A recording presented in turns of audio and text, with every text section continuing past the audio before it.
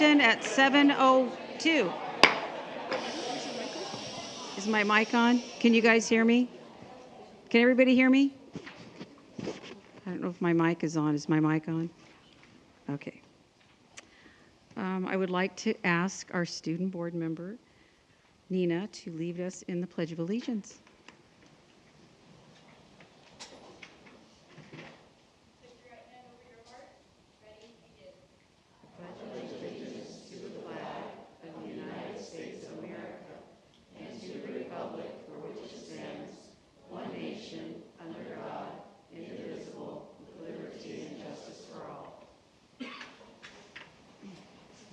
Thank you. Roll call will reflect that all board members and cabinet are present. And number 7, approval of the minutes of the regular meeting of January 17th, 2023. Is there a motion to approve the minutes of the regular meeting of January 17th, 2023? So moved. Is there a second? Nina seconds. Okay, any discussion? Hearing none, calls for the question. Preferential vote? Aye. All those in favor say aye. Aye. Any opposed? Any abstentions? Motion carries 6-0 with 1 preferential vote. Minutes of the special meeting of January 19th, 2023. Is there a motion to approve the minutes of the special meeting of January 19th, 2023? Move, Tricia Pierce. Is there a second? Second. Alvarez. Calls for the any discussion? Sorry. Hearing none, calls for the question. All in favor say aye. Aye. Any opposed? Any abstentions? Motion carries 5-0. Board meeting addenda. Dr. May-Vollmer, is there any addenda for tonight's agenda? There are none for tonight's agenda. Thank you. Is there a motion to approve the agenda for regular meeting February 7th, 2023? So moved. Is there a second? Second. Alvarez. Any discussion? Hearing none, calls for the question. Preferential vote. All those in favor say aye. Aye. Any opposed? Any abstentions? Motion carries 5-0 with 1 preferential vote. My pen is running out of ink. Okay. Community staff and student recognition. Dr. May-Vollmer. Yes, thank you very much. I'd like to invite Mary Perry, our Public Information Officer, up to the podium, and she'll be sharing this evening.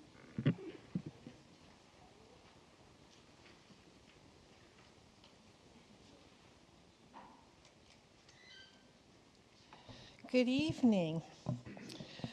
I'm going to begin with something you all know all about, and that's that each year the California School Board Association holds a conference, and the school boards, including ours, from across the state come together to enhance their governance skills. And in addition, CSBA awards Golden Bells for outstanding educational programs. And 2022 was actually the 43rd, I have a really hard time with that word, 43rd anniversary of the awards. And DSUSD has been recognized previously for such diverse programs as our Early Childhood Literacy Program and our LTE Network Build Project. This year, our school board and representatives from our Student Support Services Division brought home another Golden Bell for our district-wide integrated mental health program. And I invite Dr. Charity Plaxton-Hennings, Senior Director of Special Education, and Sue Ann Block, here they are right behind me, Manager of Mental Health Services, to join me here at the podium to introduce the team and a brief description of the program. Ladies? Thank you, Mary. The goal of the district-wide mental health program is to prioritize student mental health by embedding wellness practices and mental health services in the school setting to promote success for all of our students. Although originally expanded during the COVID-19 pandemic, the overall objective of creating multidisciplinary school site teams to establish an integrated framework of educational, social, and emotional mental health literacy and reduce the stigma and barrier to mental health outcomes continues.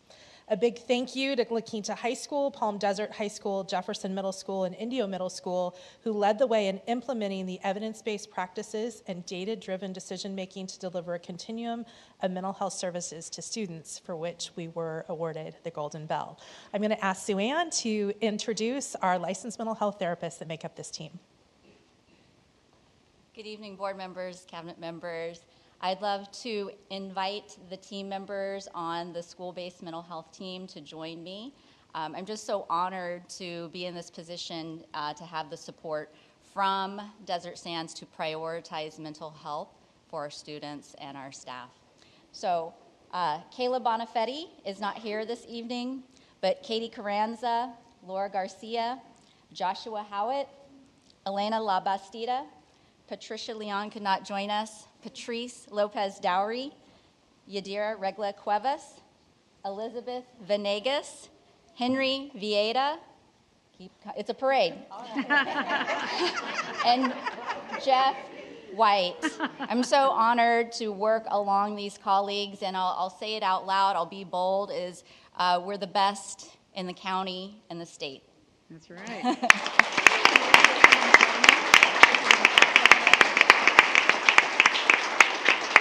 My very high-priced photographer is going to take a couple of pictures. It's a good thing they like each other. Thank you and congratulations.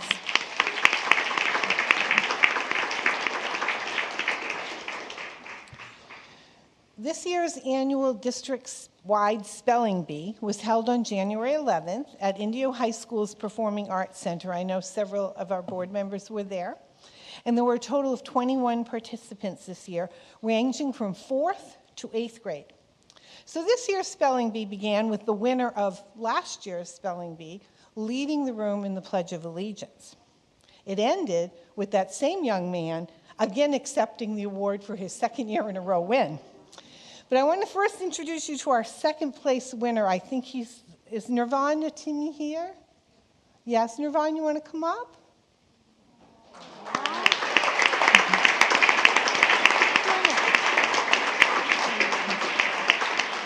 Congratulations. So Nirvana Timmy, did I say that right, hon? Yeah, is a 4th grader at Washington Charter Elementary School. And in addition to being a champion speller, I'm told that you're an outstanding tennis player and that you practice every day. And someday he hopes that he will be at our own tennis gardens here in the desert, taking home the top prize, right?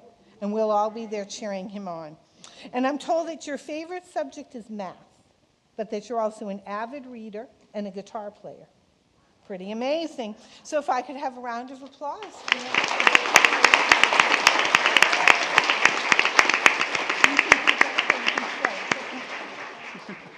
This year's DSUSD Spelling Champ and the 2022 Spelling Champ is Palm Desert Middle School 8th grader Dylan Lee. And you've seen Dylan Lee up here before for all kinds of awards that he brings home to Desert Sands. Now, I know Dylan's here because we've already had a little chat. So, Dylan, you want to come up here with me?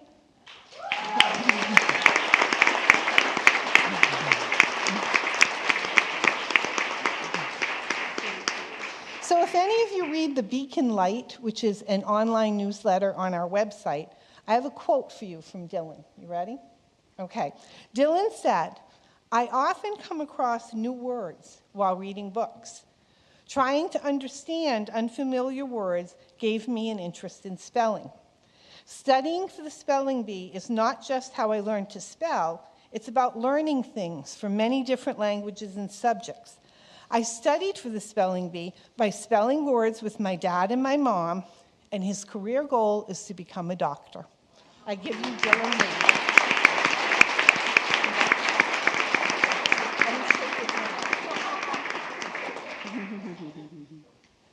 Don't I have an awesome photographer? I know, right? So when I first came to work at DSUSD almost 9 years ago, I was blessed to already have friends here in the district. You can go sit down, sweetheart. I'm sorry. Thank you, Marcus. So I was blessed to have friends here already, and one of them is Tori St. John. And I'm not only lucky, yay, I am not only very lucky to be her friend, but I'm so proud of her work in our community and for our students. So Tori, come on up here with me.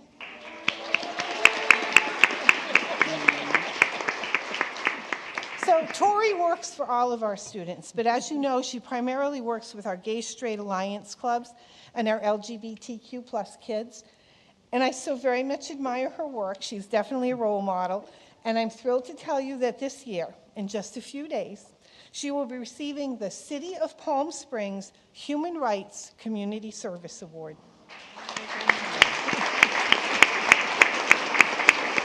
And to best describe her work, I'm going to read you what the commission has written about her. Tori St. John has been involved with supporting youth and advocating for LGBTQ plus youth in the Coachella Valley for the last 3 decades. In 1998, she co-founded Gay Associated Youth and is currently on the board of Safe Schools Desert Cities, which empowers LGBTQ plus youth and facilitates the Rainbow Youth Summit in March, the Pride Prom in May, the Palm Springs Pride Youth Zone, and other leadership trainings.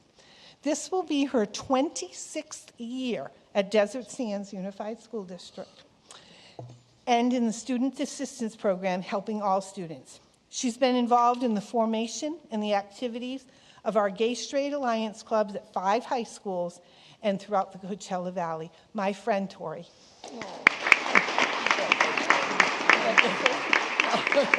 She doesn't want to talk. She doesn't want to talk. Thank you. It takes a team. Thank you very much. Thank you for always being there. Thank you for making Desert Sands. We're known all over the state of California for the wonderful support we do for our LGBT students, all of our students. Thank you. It couldn't happen without you. Thank you. That was beautiful.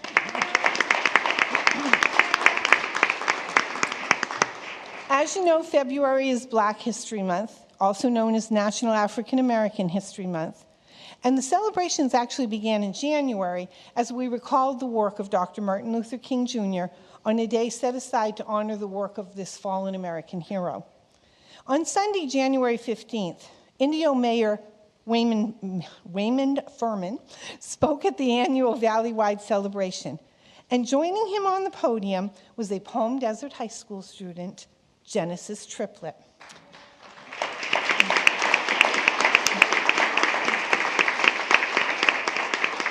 So Genesis is here with us, and as she makes her way to the podium, I want to tell you a bit about this amazing young lady.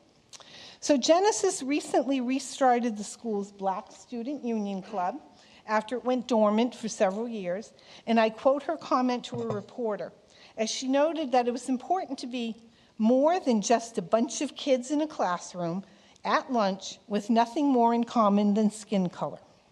She said the group wanted to be involved in community events and opportunities. The speech she delivered at this year's Martin Luther King celebration resounded throughout the community, and she's agreed to share it with you tonight. Genesis.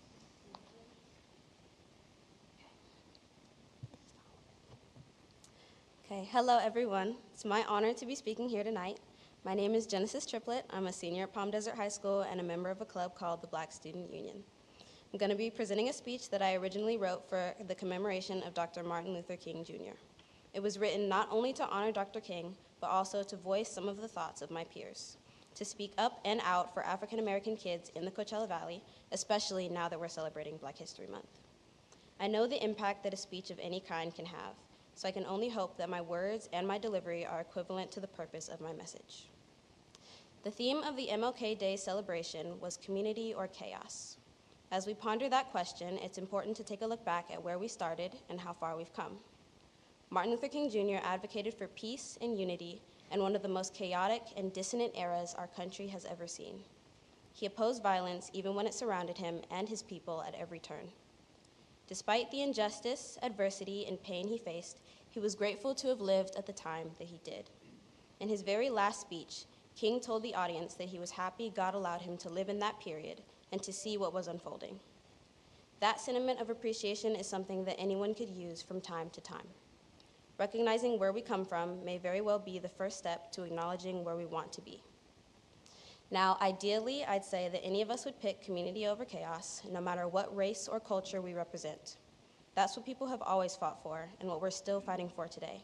It's what I'm fighting for at my own school. When I first became involved in the Black Student Union, I wasn't totally sure what the club would entail. I was told it had been dormant for several years, and our group would essentially be building it from scratch. To me, that seemed perfect. The club had zero pre-existing rules or regulations, which meant that we, as students, could make it anything we wanted. It could be a place to share our interests and aspirations, or a place to share our struggles. We could learn about our history and plan our futures together. It could be a safe space for Black students at a predominantly white and Latino school. That's what it is to me.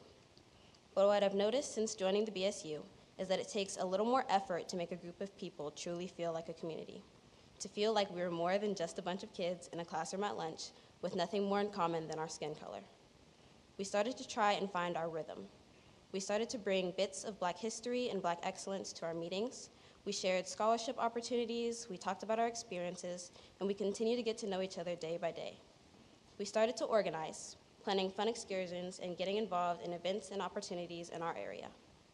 In my eyes, getting involved has been the best thing for us so far. We can do so much for ourselves and for each other by being aware and reaching out. Dr. King once said, whatever affects one directly affects all indirectly. That is what community is. Being involved in a club, a community center, a church, or any other Black organization can move mountains because they give us a collective voice. We can work together to make steps toward the change that we want and need. That might mean investing in Black-owned businesses and nonprofit organizations like Big Brothers Big Sisters or Black Women for Wellness. Groups like these are making conscious efforts to improve the quality of life for Black people every day, and any level of action is meaningful. This program and others like it are focused on academic, social, spiritual, and cultural development. These are the kind of strategies that we need as young Black people and people in general in our modern society.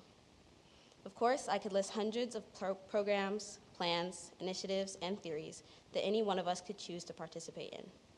I could list thousands of ways to be involved, make change, come together as a community, and avoid a state of chaos.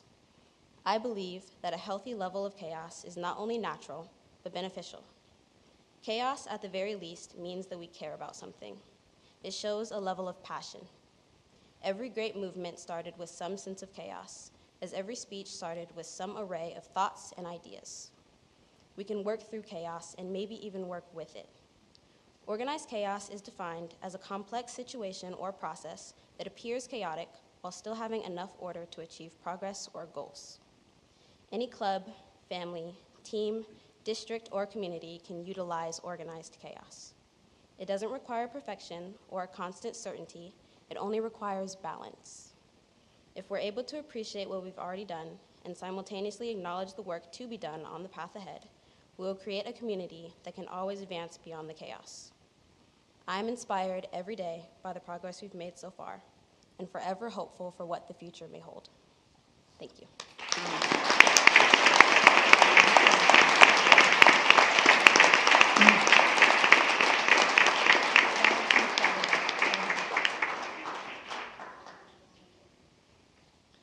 Genesis, that was awesome. As one of the older people here in the room, I vividly remember the day that Dr. Martin Luther King was shot and killed. And I hope that that continues to change everyone's life. On Thursday, June 26th, 9 nominees for this year's California League of Educator Award came to this very boardroom to each present a 3-minute speech on what keeps them motivated to keep on teaching.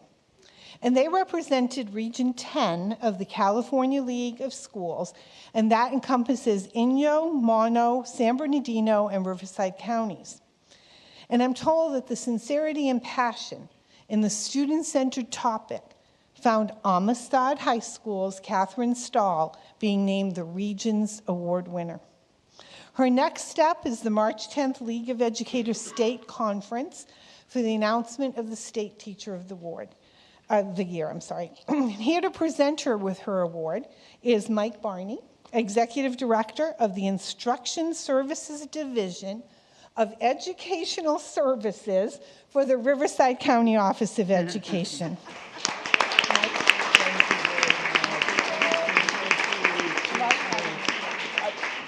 I think Mary said it all, so if we could have Katie. Oh, thank you, Katie. So Katie is so lucky because she gets 2 awards. One is, first of all, she's one of 9 that was selected throughout our region. So keep in mind, Riverside, San Bernardino, Inyo Mono. If you didn't know, we have a little bit less than 1 million kids.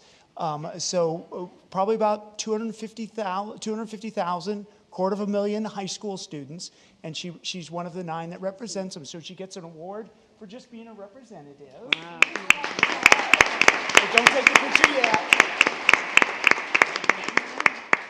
But then that evening they give speeches, and we have a group that kind of judges the speeches. And I got to tell you, every speech is wonderful. It's amazing what these 9 educators say about their students and how they've changed their lives and how the educator has changed their students' lives. And so it's just amazing.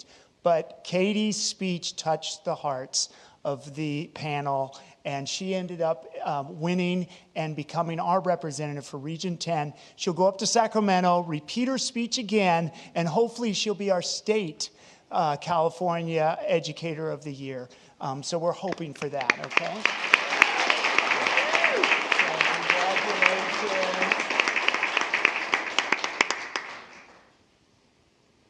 So congratulations. Just briefly. So thank you to the board and the cabinet members. On January 26th, I had the opportunity to stand here in this room, as Mary said, and just share with the other finalists and the judges how my students inspire me. And so that was a really big challenge to do in 3 minutes or less. And I just want to say thank you for the continued support of the district, to your teachers, and especially to the support of alternative education. I know that each one of you knows the importance of our programs, and I also want to thank the opportunities that we've been given through Desert Sands Educational Foundation for some of the incredible programs that our teachers have been able to really take on. And I've been able to take advantage of some of those programs as well. So thank you.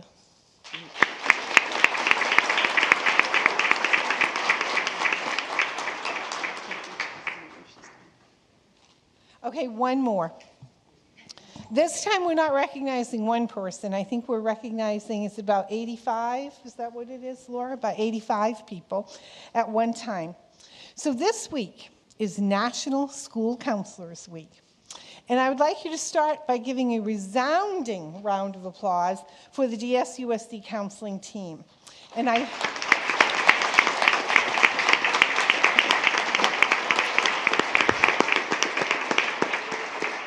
think Assistant Superintendent Laura Fisher would like to say a few words. Yes? Yes, thank you, Mary. Our amazing counselors, as most everyone knows, play a vital role in supporting academic achievement, college and career readiness, and social emotional wellness for our students in a variety of ways, each and every day. It's an enormous lift, and we appreciate all they do for our students. Thank you.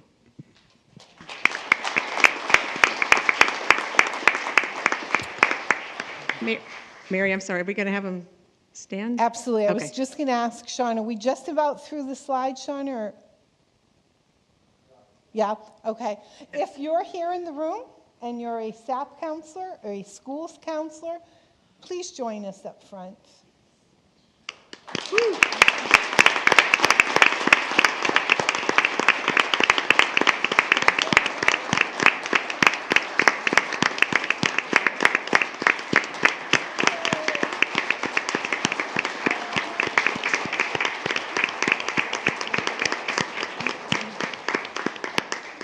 I'm surprised they're not all home in bed with the time that they put in on the job.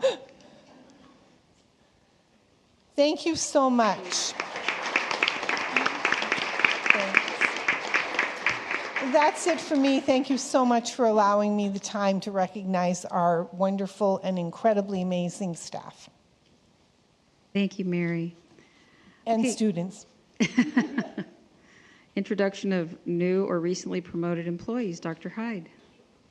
Thank you. I am very excited to introduce, we have a single announcement today, and that is Kara Contreras, the new assistant principal at La Quinta High School.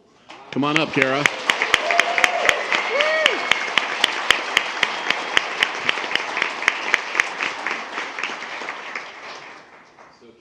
Kara earned her bachelor's degree in English from the University of California at Riverside and her single subject teaching credential and master's degree from Chapman University. She was awarded her California Preliminary Administrative Credential from Brandman. Kara taught English for 8 years at Indio and Shadow Hills High School, where she also served as English department chair and was part of the site leadership team. For the past 8 years, she has worked as a project facilitator at the district office. Kara is trained and certified in a number of areas, including but not limited to AVID, professional learning communities, multiple tier systems of support, and iReady. She was the founding Shadow Hills High School cheerleading team coach and a founding co-advisor of the Shadow Hills High School California Scholarship Club. Kara currently serves as a program director of Shadow Hills Universal Literacy Initiative writing program. Please join me in congratulating and welcoming Kara Contreras to her new role as assistant principal at La Quinta High School. Congratulations.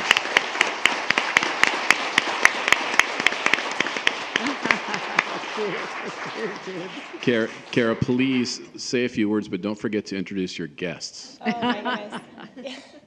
Well, they're in the front row. Thank you so much. Thank you, board. Thank you, cabinet. Thank you to the amazing colleagues that I see in the room. It's so good to see you. I am super excited for this opportunity. I have now served 1 week and 2 days in my new position, and I've learned so much. I'm really grateful for the opportunity, so thank you to you all.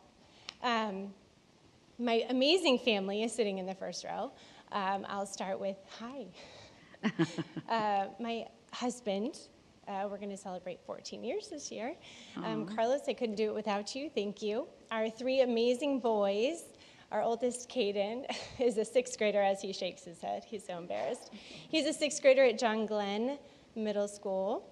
And then our middle, Cole, is a 5th grader at James Monroe. Our youngest, Cruz, now he's shy. He's a kindergartner. He's in the DLI program at Reagan. We're really loving that. My beautiful mother is here, and her boyfriend, Steve, and my incredible in-laws, Leticia and Jesse. Nice. I couldn't do it without them.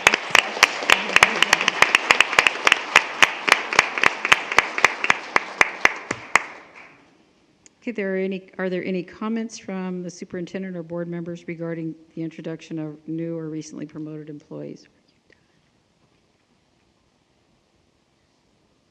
Would you like to say something? Congratulations on the new job. I hope all goes well for you. I'm sure you'll be very good at handling it.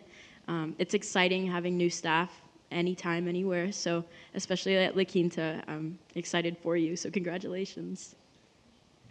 Yeah, I'd too like to congratulate you on the recent appointment to your new position. Best to you. I know you're going to do a fantastic job there.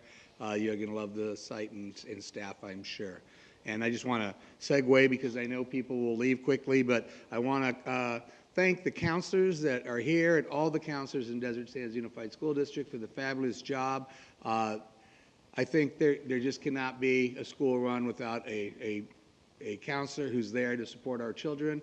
And I want to personally extend a welcome and thank you to the counselors that have come here this evening. Thank you so much for all that you do. I think most of you know I am a counselor at a middle school, so I sort of live the same day you live every day. So thank you, thank you, thank you from the bottom of my heart. Congratulations on just celebrating this week.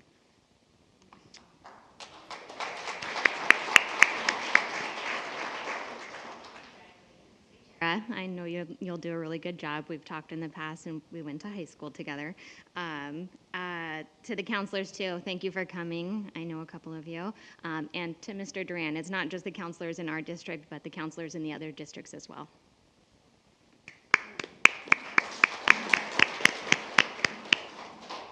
Congratulations, Kara, and good luck at your new position. Yes, what a blessing to have great people at not just La Quinta, but everywhere else. And best of luck in your position. I was fortunate enough to be there last night as you guys presented the staff, and just looking forward to the support you're going to receive, and wish you the best.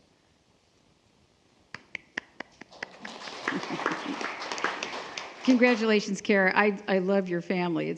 Your boys are just super excited. It's so great to see the energy from them. And I'm sure Shadow is going to miss you.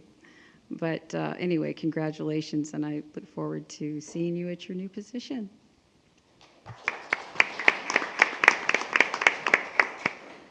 So congratulations, Kara. I had the great privilege of working with you in educational services, and I'm very excited for you and what your future holds. So congratulations. I want to just extend, as everyone else has, just a thank you to the counselors that are here and those that are not with us this evening, certainly honoring Trustee Duran as well for the work that he does. As an elementary school principal for a number of years, my counselor was my right and often my left arm. So the work that you do each and every day is huge and important, and we're so thankful for everything that you do. And I know even this side of COVID, it's even more necessary, and the needs are greater. And so thank you so much. We hope that you feel honored today, this week, and every day. So thank you. Yeah, clap for him again. I'm so excited to see our spelling bee winners here tonight. That was really, really great. Little known fact, I used to be the district spelling bee master for years. It was very stressful. And so I got to be about this far away as they were spelling. It just was one of the most stressful things I ever did. I felt so much anxiety for them, but it's so impressive. So congratulations to both of you. And then I just want to say thank you to Genesis. Thank you for the words that you shared. Thank you for taking time to be with us this evening. So proud of you and so inspired by you. Wow, I cannot wait to see what you have to offer the world. I think it's going to be pretty special. So thank you for being here.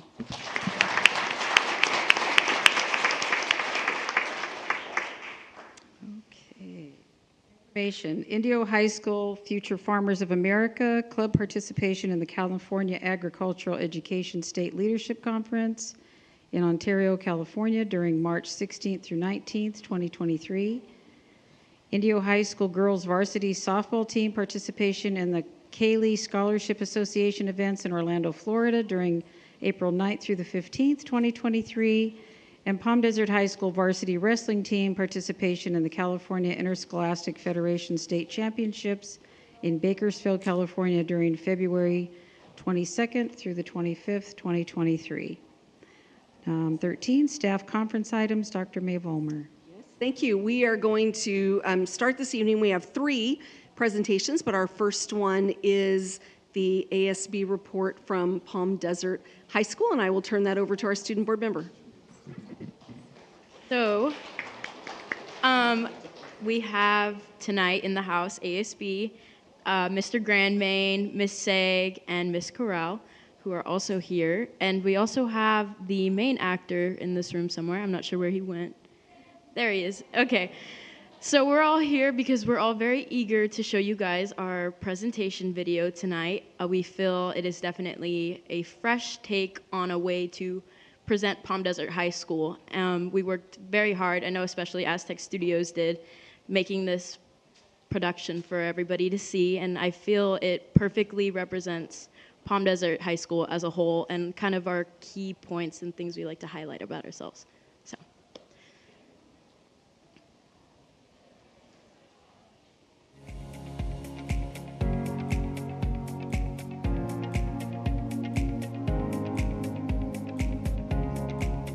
My name's Kale, and I'm going to show you a day in the life of an Aztec. Morning, Britt. Morning. Welcome to Paradise. Thank you so much.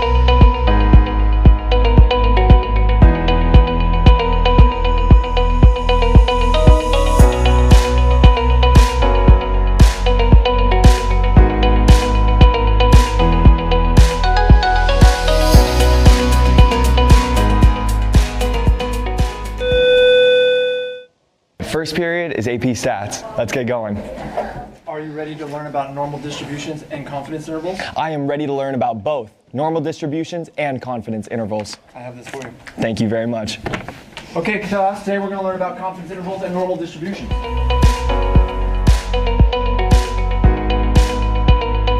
Another wonderful day in AP Statistics. Let's get out of here.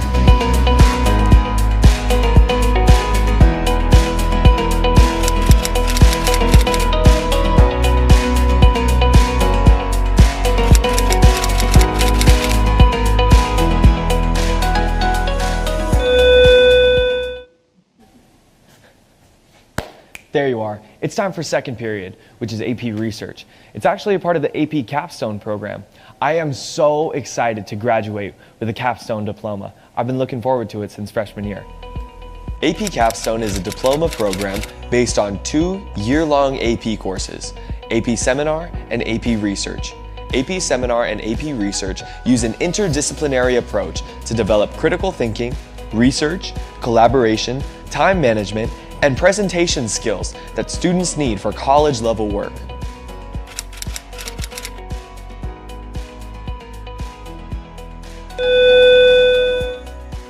I'm feeling great, feeling very productive. I just got my project done. Now it's time to head off to Link Crew. Let's get going.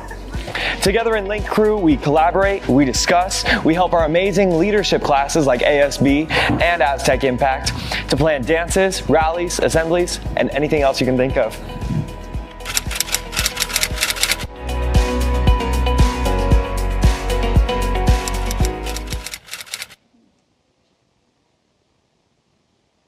Time to go see the therapist. Hi, how are you? I'm good. How are you, sir? I'm good. I'm actually not that good. Can I come sit down for a little bit? Have a seat. Thank you so much. I don't know, recently I've just been feeling overwhelmed in my classes.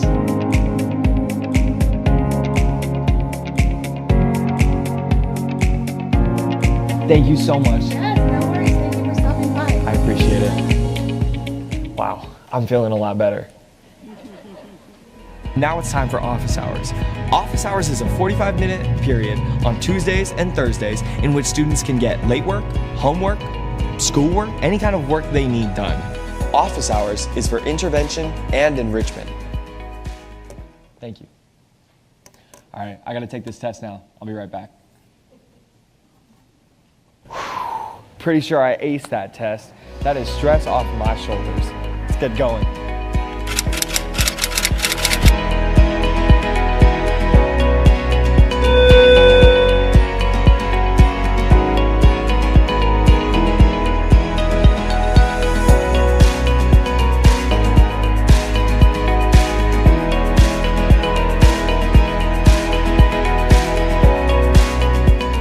Lunch is almost over, but I wanted to take a second and talk to you about the phenomenal sports programs that Palm Desert High School has to offer.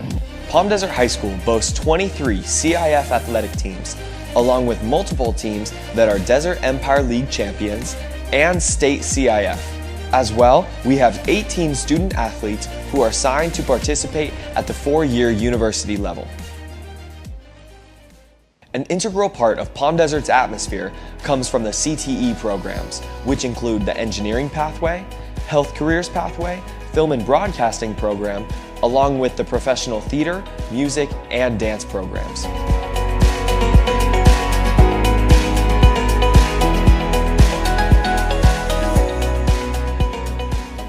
COD Psychology. It was the best decision of my life to take COD Psychology my senior year. Taking it not only helped me get a jump on my credits, but I'm getting extra work done that's going to prepare me to be a lawyer in the future.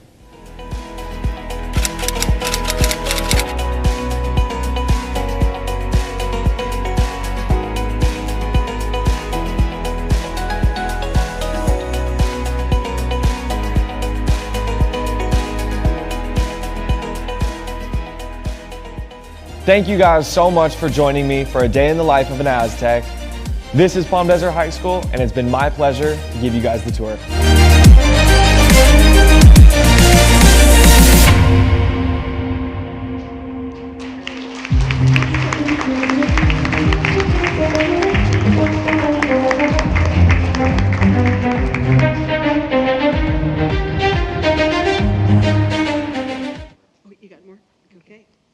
just would like to give credit and thanks to everybody who contributed to that video, especially Mr. Grandmain and the film and broadcasting courses that we have, or the students enrolled in it. And Ms. Corral was very helpful in getting all the statistics to us. And Ms. Sag for helping give us that sense of direction and how she wanted this video to be. And ASB for coming here and supporting. To Kale for being the main actor in this lovely video.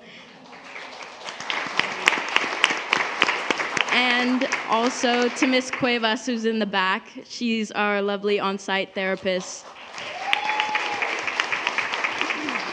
who I know through peers as well have mentioned they've been very much helped by her, and it's definitely beneficial having that resource on campus, and she's just a lovely person as well. So thank you guys, and thank you for watching.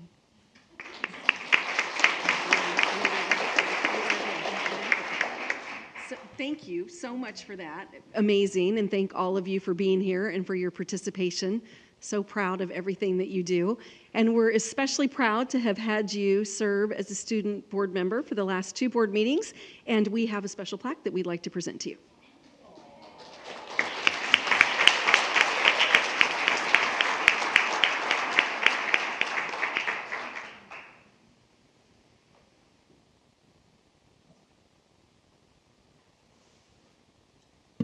Okay, so we now have, moving on, a presentation that Dr. Wood and Jordan Aquino will be presenting on the Arts, Music, and Instructional Materials Discretionary Block Grant.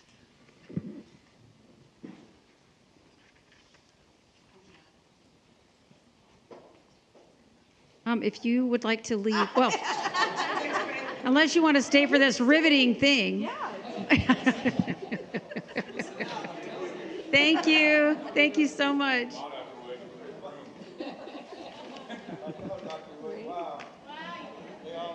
know. No respect. I appreciate it. Just Genesis, thank you for taking the time to be here this evening, Genesis. It was great to see you again. Thank you, Genesis. Bye, Sari. So cool. That was amazing.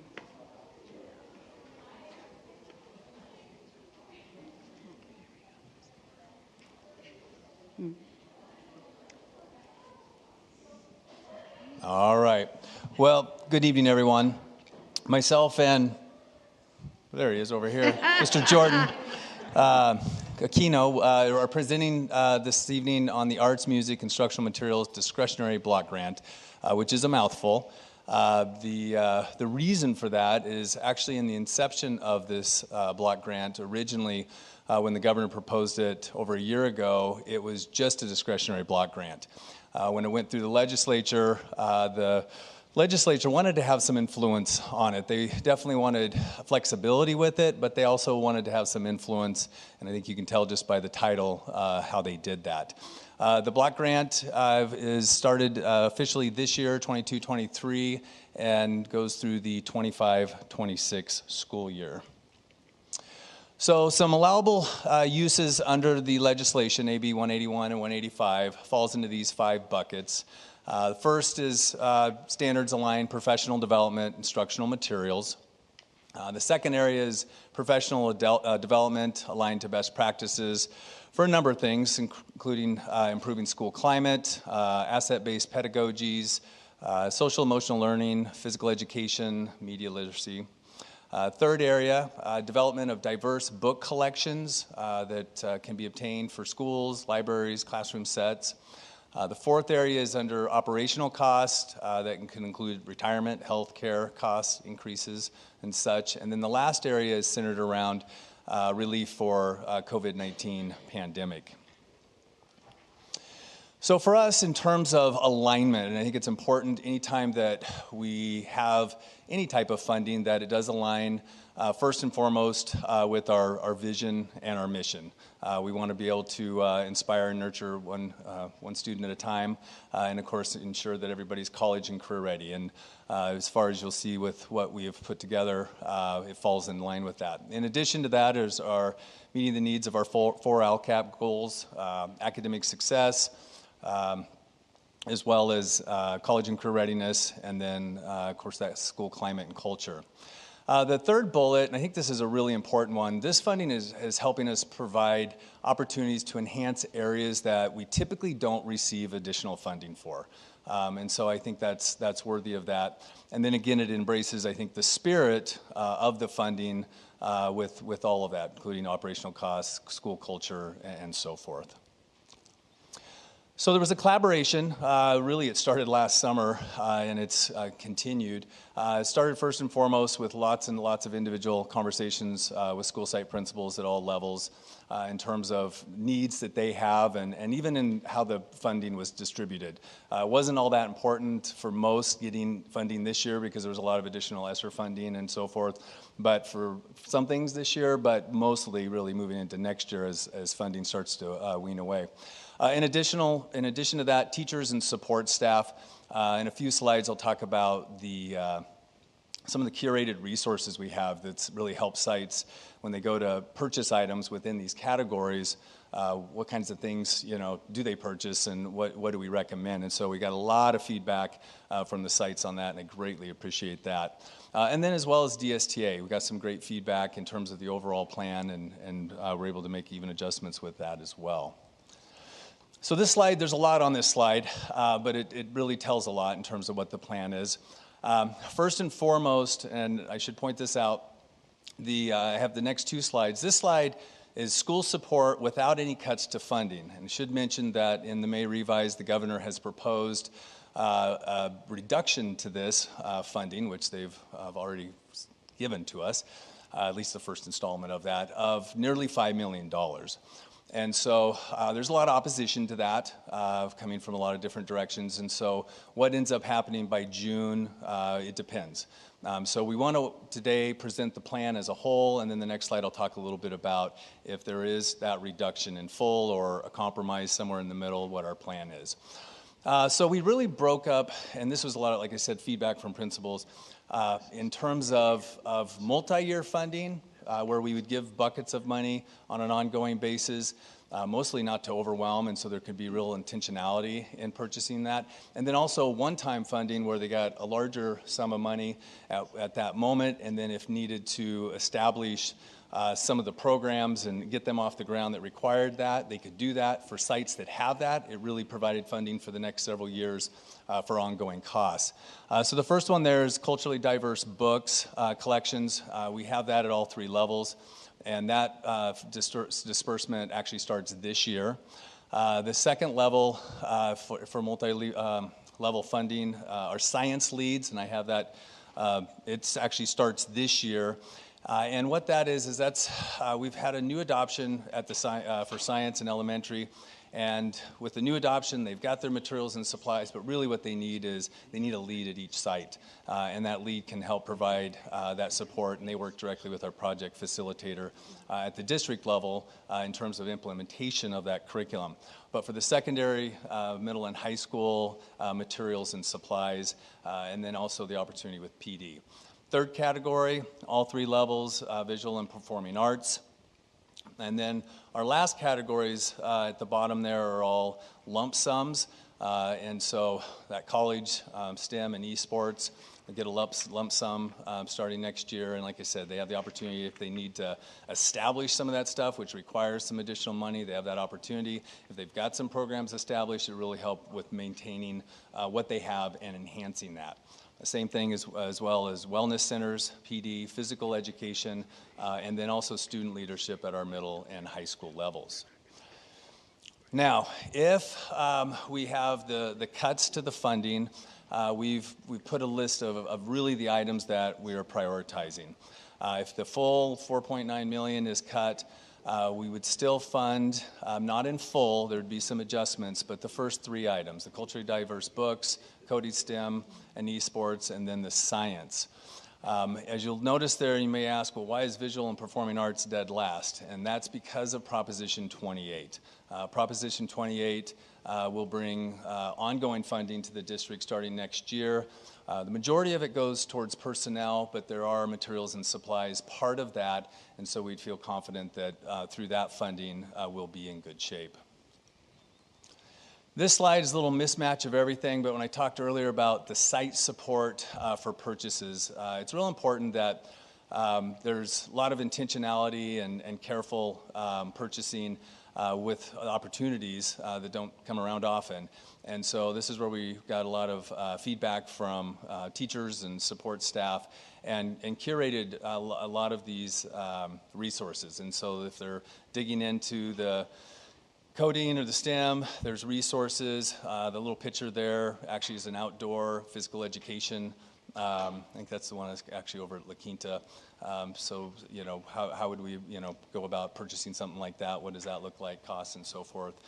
Anyway, so a resource for our sites to help direct them in that. In addition to each of these areas, there's a expert, if you will, individual that's aligned to that. So if they have questions, they can reach out to that individual as well. All right, I'm going to turn it over to my esteemed colleague.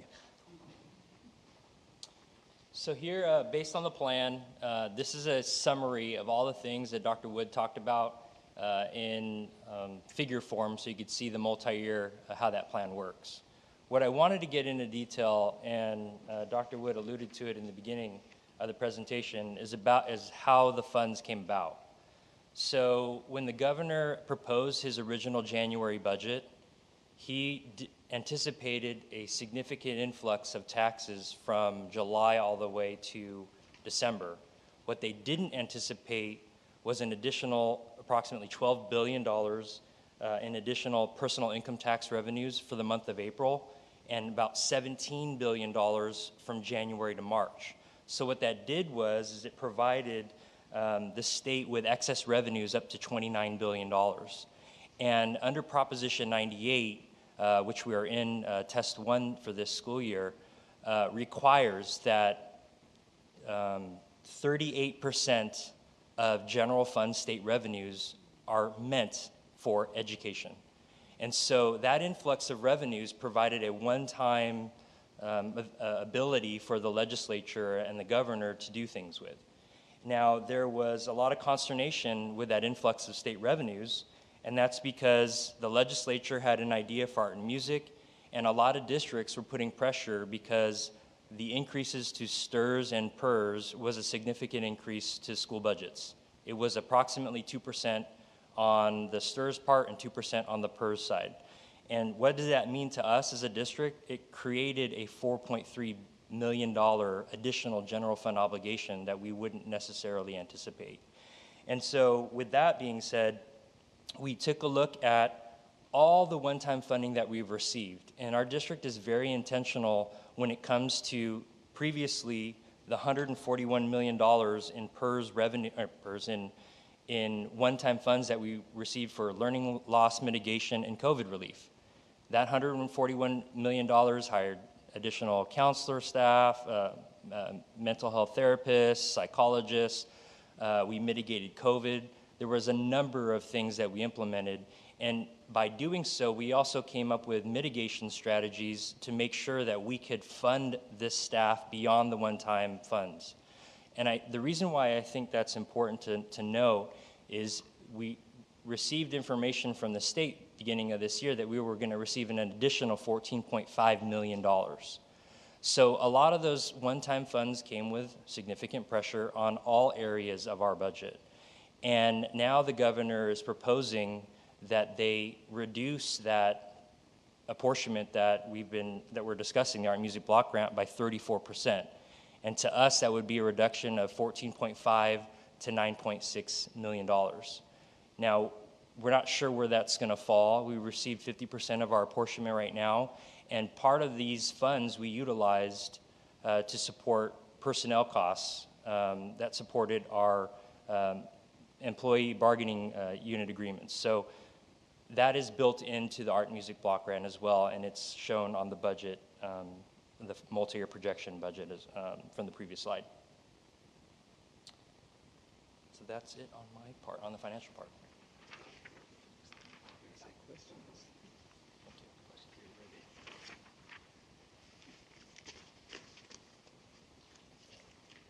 Questions? Any questions? Yes, so going back to the school support without cuts to funding, slide of it. I know you guys aren't planning to cut on the wellness centers, but I'm wondering how you guys are planning to grow them, especially with everything going on after COVID still is kind of in effect. How are we planning to grow that one specifically? So some of the resources were put together and included really some of the robust wellness centers that we have currently out in some of our schools. And so really it's the environment within them, some of the furniture, some of the aesthetics that are built within that. So there's some overall costs with that. In addition to that, we've also tied in, if we do have some sites that have well-established centers, professional development could be used for that as well in terms of teachers and support staff. Awesome, thank you. Thank you, Nina. On the with the cuts to funding, I like the presentation. Thank you so much. Very informative. And you know, I understand about the visual and performing arts because obviously we have the proposition. So, but just the physical education component of it too. You know, I look at that as always kind of you know, part of the whole social or emotional learning kind of capacity. I mean, when you kind of feel good about yourself, you look good. Usually, I mean, you know, whatever, all of those. So I'm just wondering later on just how deep a cuts we're looking at maybe in PE and things of that nature. And also maybe too thinking, you know, just out loud, not looking for any real dialogue at the time, I understand, but you know, looking at how that can be remodeled and so that it's still inclusive and it's still supportive of student needs. I'm just a strong proponent of physical ed, and I kind of like that stuff. So, but I want to thank you for that, for everybody. That was my comment, really, just on that. Thank you. I just want to make a clarifying comment. So this is for funds, some funds that we've received, additional ones that we will, but these are enhancing existing programs. So when we're talking about our wellness centers, for example, that already exist, when Dr. Wood's talking about cuts, we're not talking about cutting anything that exists currently. No, I saw that, yeah. So I just wanted to make sure that was clear. So. Yeah, no. Dr. Watson, do you have any questions? No? Ms. Pierce? Yes, I too, when I look at thank you for your presentation first. It was very good. And I did have a question about how the cuts page for the coding and STEM, does that fit into the funds for those fit into the instructional materials then, top column in the expenditure plan? Yes, that's correct. Okay. And I do believe the science, I saw the amount of curriculum that came with the elementary units, and I think, you know, for us to strengthen science like that is great to have that science lead at each site, because it can be overwhelming and intimidating to teachers that aren't prone to that. But I was really, before you said there was that Prop 28 coming along, I was like, what? It's at the bottom of the sheet. But the wellness centers, and as I make our school visits, I have seen, some of the schools I've been to, and you probably know which ones, have excellent centers going on. And one of the first things I always ask is, where's your parent involvement center? Because I've been doing this LCAP meetings, you know, parent involvement is so important. And where are your wellness centers? And some of the sites have room, and they could say, hey, we're turning this into that, we're remodeling that. When the modernization is complete, this will be perfect for that. And some don't. And, you know, nobody's looking to like, oh, we're going to build a structure for this, but we do need to be thinking about that. So yes, you're not going to make any cuts to this, but there has to be a day coming up, especially in today's climate, of wellness and social, you know, emotional topics, that we have this as a priority, especially with the money we've invested with our mental health therapists, all of our counseling and our MTSS things, and to have a place where you can have in-school suspension, but no, a rehabilitation, reflection room, you know, not sending kids home, but really working on what they can do to better themselves. All that stuff is so important. So I would hate to see that even, I don't know, shift some of the money to make sure that that's not left out completely if that $9 million ends up being the final figure. But I do appreciate this explanation because it's very helpful to see it, and we've heard of the cuts, and I'm hoping that they don't end up being as much as they say. Thank you. I would like to add just the cuts to the block grant this year is for the state to afford the Proposition 28 for the 23-24 year, and also fund LCFF for the next 2 subsequent years.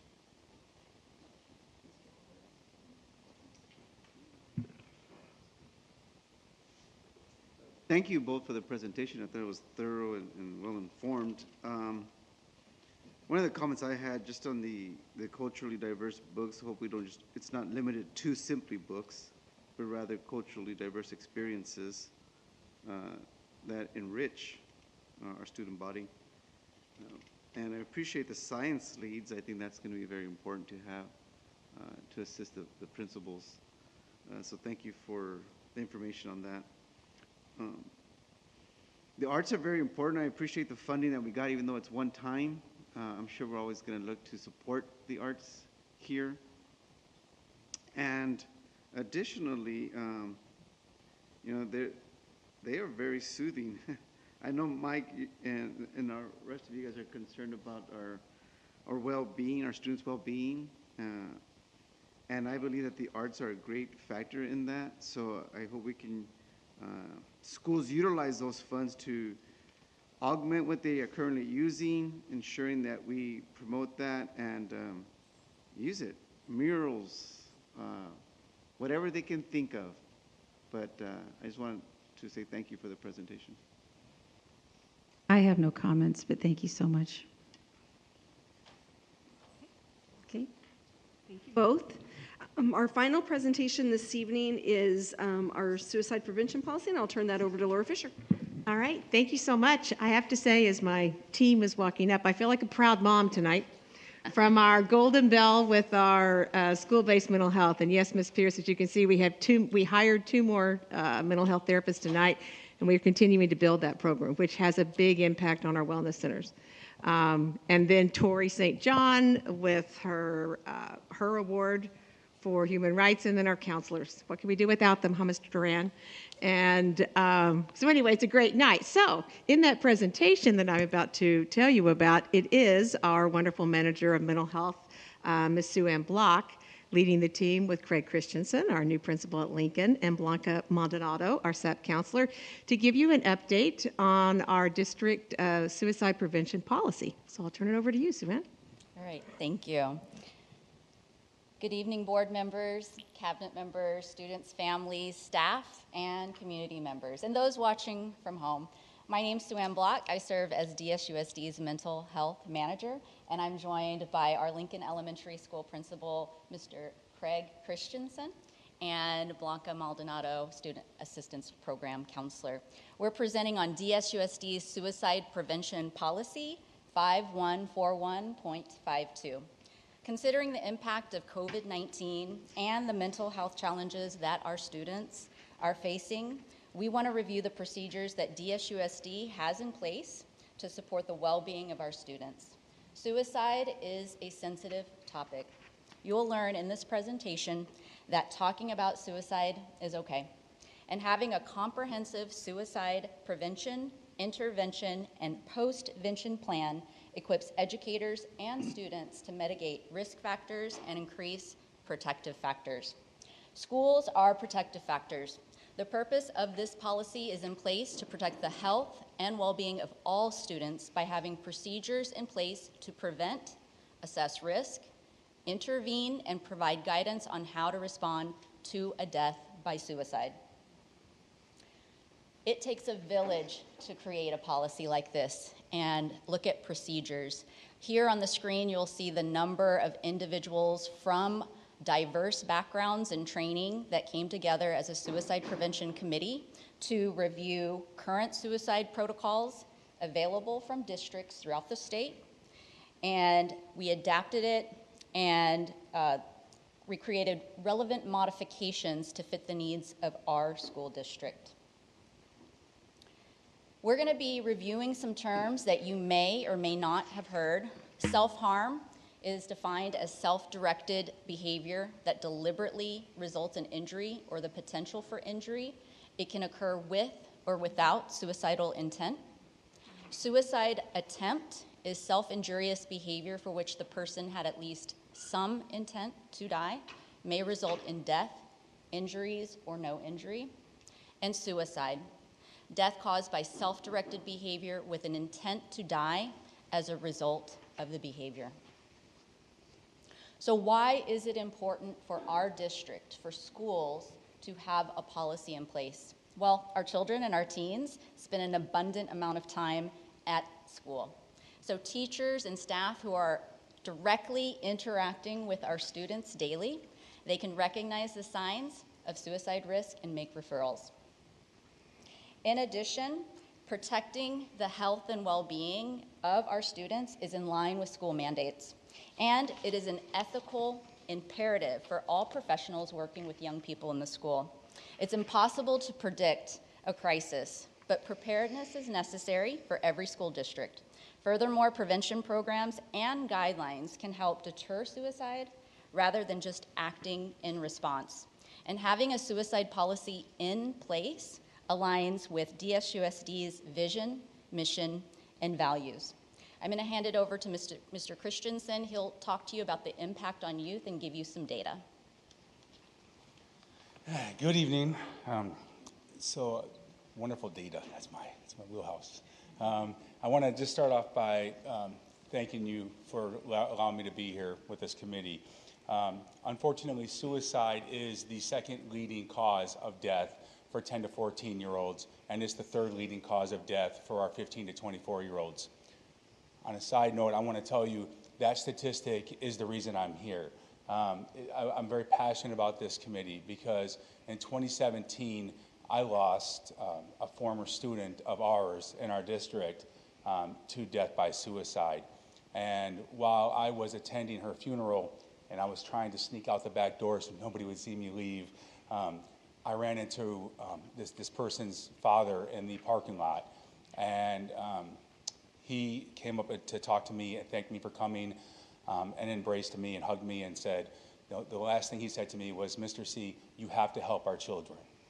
And so that reason itself is why I thought when I saw an email about this committee, I jumped on it and I want to be a part of it, okay? From 2019 Youth Behavior Risk Factor Surveillance System, we are learning that 1 in 5 students are seriously contemplating thinking about suicide, and that's 35% larger than a decade earlier. Okay, so some other data for you to look at. According to the California Healthy Kids Survey, in the years between 2017 and 2019, we've had 15% of our 7th graders have considered suicide. 16% of our 9th graders have considered suicide, and 16% of our 12th graders have considered suicide. 16% of all of our students have considered suicide in the past 12 months. With that said, and our graph shows, 1 in 5 of our females have considered suicide. 1 in 10 of our males have considered suicide. So this is an issue that we do need to talk about. This is something that we do need to bring up and make people aware of and not afraid to address.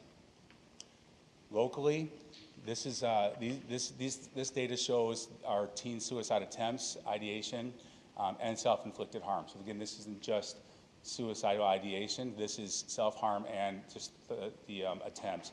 But if you look across our district from Indio to Indian Wells, we've had approximately 400 cases during this time, from 2017 to 2019.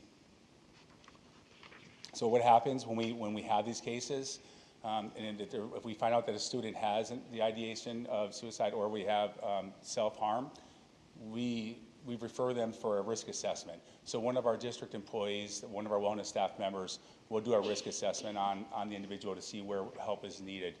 If you look back at 2019 to 2020 to 21, total district-wide, we only had 90 across the board from elementary to high school. From 21 to 22, that number tripled to over 300. This year itself, we have over 200 already up until January. So that number may seem alarming, which it is, but we also think that's a good thing in a sense that we think that more people are now coming forward and addressing those problems, and we have more people speaking up for their family members, speaking up for their friends, and teachers also now have the ability to make those referrals. So it's an alarming number, but we think it's a good number. When we look at our own panorama survey, Ms. Wood, we see that the thing that sticks out to me is that students, how they feel about themselves, only about 59 to 66% of people in the elementary levels are feeling good about themselves and also and they have a positive attitude towards themselves. That number needs to improve, but what I want to point out to you is that 88% of our students in the elementary level feel like they have somebody to go to, whether it's a peer, whether it's an adult, whether it's a teacher. So 88% of those kids that are feeling low have somebody. At the high school level, the numbers, again, we need to improve those numbers. About 50% of our students have self-doubt and have issues of their social emotional well-being, but 82% of those kids also feel like they have somebody to turn to, which is why I think that number on the previous slide has increased as far as RFAs.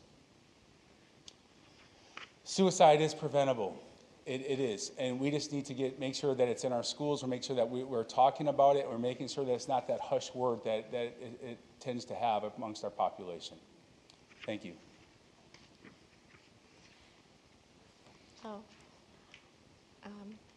So suicide prevention involves training not only behavioral health staff, but also our teachers and school staff. It involves training our school personnel in mental health literacy, knowing the warning signs of suicide and protective factors of suicide. So we have systems in place. One of the things that we have in our district, in our DSUSD social emotional website, in our website, and also in the school sites websites, we have the request for assistance. A request for assistance is the system that we have in place to refer students when they are presenting with some social emotional needs.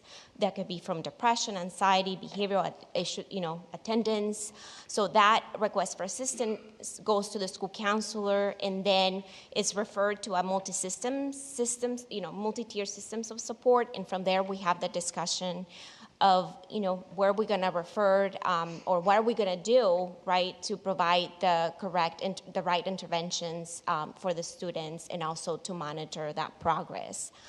As you can see, those are the numbers for this year so far. In total, you can see the ones for public, which includes those are from parents and students, and also in the other ones, the RFAs are from the staff, which it could be from teachers and in school personnel. And then from there, it goes to a request for intervention. A request for intervention is, are we going to refer them to a tier 2, like a group, grief, anxiety group, mindfulness, and and other coping skills groups. And the RFAs for Insight, you can see that number there as well. As you can see also, we have a lot of school-wide activities and programs that enhance connectedness, right? There is a lot of activities that we do throughout the year at every level. And this, going back a little bit, we covered it before, so you help you just understand a little bit on the risk assessment. So when a student is observed or reported to be at risk of self-harm or suicide, an immediate referral goes to the behavioral health staff, that it could be a school counselor, psychologist, a therapist, and our nurses are also trained to follow our suicide protocol that we have in place. And now I'll give it to Sue. So our post-vention process in our suicide prevention policy, post-vention is a term that is used in suicide prevention field. It's defined as an organized, immediate short-term and long-term response in the aftermath of a confirmed suicide to promote healing and mitigate the negative effects of exposure to suicide. We have a number of staff that have been trained in the Prepare model. This is a nationally recognized curriculum that our wellness staff and also our administrative staff have been trained in. And in addition to using that curriculum, which creates safety and psychological first aid to those and all of those impacted, we also follow the crisis response system through the Prepare model and postvention. We debrief with the staff to ensure that all facts are shared. We implement the plan, and the debrief process happens again. I want to highlight that because it's important for the team that's implementing the supports to have a debrief to ensure that their needs are met as well. And that is what is lovely about the Prepare model, is that there's nobody that's left behind in terms of those impacted by such a tragedy. We know that a tragedy such as death by suicide, it will need long-term support. So we will put in place a handoff to ensure that those families, those students, anniversaries that come up, get the support. Within the Prepare model, there's a number of items that provide intervention depending on the impact. Those can include family contact, caregiver support meetings, classroom meetings, short-term psychoeducation group, and individualized support. I wanted to share some resources if you're not aware of them. You can see our policy on our DSUSD website. Also, we have a plethora of supports, information, videos, animal videos on the Social Emotional Wellness website. And on the screen, you will see on our secondary student IDs, safety resources. So these are easy to access for our students to ensure that they feel that they can access protective factors. Thank you. Any questions? Any questions that I can answer? Yes, I'd like to start by saying just thank you for the work you guys are doing on this policy and all the individuals who are contributing to it. It's definitely not an easy topic, and having people who are willing to, put their feelings aside and do the work that needs to be done for something as big as this is incredible. So thank you. But I do have a question. So how new is the request for assistance form? It's been in place. It's not new. Okay. So from a student's perspective, is that something like that they're referred to, or is it just a source that's always there? It is a source that's always there. It's a link that's on our DSUSD website. Okay. And anybody can put in a referral. A student can nominate a peer. A student can refer themselves. I see. And it goes directly to the counselor, and the counselor will review it, and they will review it with the team to make decisions on what is the best intervention based on the identified needs. So that's an incredible resource. Like I said, from a student's perspective, I've never actually heard about this before. So I think if we could maybe publicize it more or encourage students being able to see that or know that is there some way would be a great idea. We do have posters. They should be at every site. And there's an image there and a QR code. And that QR code will take you directly to the link. Okay. Good to know. Thank you. Thank you. Oh, yeah, just thank you so much. Such a valuable presentation and message, I guess, to the community. I believe that you're on the right track. Relationships are things that stand out for me as far as mentorships. I do like that component. I think it's hugely important. I also like the fact that we have to destroy the stigma, too, of it's okay to ask for help. I think that goes without saying. But I do this too, so it's a very personal program for me. So thank you for all that you do. I know that you're doing a wonderful job, and I too just think that we just need to make sure that it's just so aware that it's almost just everywhere, kind of thing. But thank you again. The data too is it's astronomical, especially during this time of the pandemic, and that I guess we're still in. So thank you again for your service. Wonderful presentation, and I look forward to seeing more of it in the future. More of you talking about this. We're populating. I have to agree with everything Mr. Duran said. I think, well, first, I appreciate your work. I appreciate your presentation. I value everything that we do in mental health when it comes to our students. And Craig said it in the presentation that it's preventable if you talk about it. Communication is key, and communicating to normalize it's okay to ask for help. Yes, thank you for the presentation. I'm going to start having Nina write my comments for me because she starts us off and it's like, okay, how can I follow that?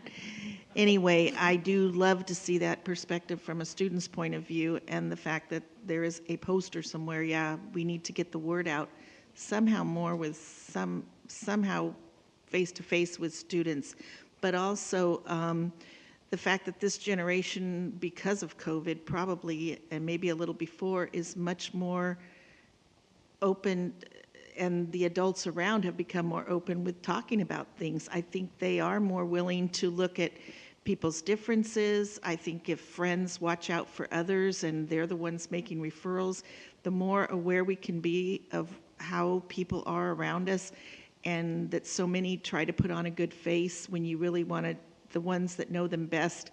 I mean, parents sometimes say, I didn't see it coming, and some of, the friends do too, but so we really have to be aware and sensitive to this. But I am really glad that we are doing as much as we can, and you guys are, and I hope this continues. When they do hit the QR code, is it a fillable form online? So it is fillable. It's a Google form. Is there a paper form too, that if they walked by the counselor's office, they can just grab it out of a pocket too and fill it out personally, or? We aren't using a paper form. You aren't using, okay. No. However, if a student went to any wellness provider or a teacher and asked, how do I, they can show them how to access the form and walk them through it if needed. Okay. And we wanted to make sure that it was easy to complete. Everybody's busy, but it's important. So it's something that it can take 5 minutes. And from the time a student might submit it to where it goes to a counselor directly, and then they look at it with a team, might that student be contacted that same day? If there is anything in regards to harm to self or suicide, absolutely. Okay. Now, if we're seeing some mild mental health symptoms, such as needing social skills, nervousness, worry, bi-weekly, those case management teams meet to review and screen those referrals. Oh, were you going to answer something? Yeah, just add, when it comes to suicide, or if a student is presenting with some concerns, right, about suicide, they usually don't complete that RFA because that goes straight to administrator, or they contact a counselor right away, or a behavioral health staff, because that sometimes can take, we might not find out until the following day, right, if we're not checking our emails, because the RFAs come through emails. But yes, if it has to do with suicide, we respond right away. Thank you. I'd like to add something with that too. Another asset that we have in our district is the use of Gaggle with our internet, because a lot of the RFAs, the kids aren't going to use those on the weekends or things like that, but they are going to email their friends, or they're going to utilize the internet. And so our Gaggle system does an amazing job of getting those emails and getting them to our security department immediately, and then and we act on that. I've been involved in several cases where it was just within an hour of an email that was sent to a friend, and we already had police at the home for safety and a welfare check. So I really want to plug our use of Gaggle. That's if they. I'll just add with Gaggle, it's a monitoring system. So it not only it's harm to self or harm to others. They're going to send the alert and they're going to notify security, but they're going to immediately call law enforcement. So they don't wait for someone to respond. I did. So that's if they're on their school computer and they do any communication with anybody. Yeah, that's great. I forgot about that. I had a second grader caught on Gaggle. So And the other great thing about that is that even if it's not on ours, If a student sends an email to a teacher or a principal or a counselor, and it's Friday night, and they say, you know, hey, Mr. C, I'm worried about so-and-so, they were talking about, you know, suicide. Right. Just that word triggers that. Now, you know, somebody may not check their emails, right? But that email gets flagged, and then the process gets started immediately. So that's why that's such an important tool for us to continue to have. So these guys sit in dark rooms within these bounds, and they look over all this stuff 24 hours a day? No. Yes. So actually, do you want me to explain how it works? Okay. So Gaggle uses artificial intelligence to, there's a massive bank of anything that would indicate harm to self or harm to others. And so once it meets the filter and triggers, then that immediately goes to human eyes on it to look at it and to see. And then that person is the person sending the email and picking up the phone and calling law enforcement. I don't know if the room's dark. Mr. Alvarez.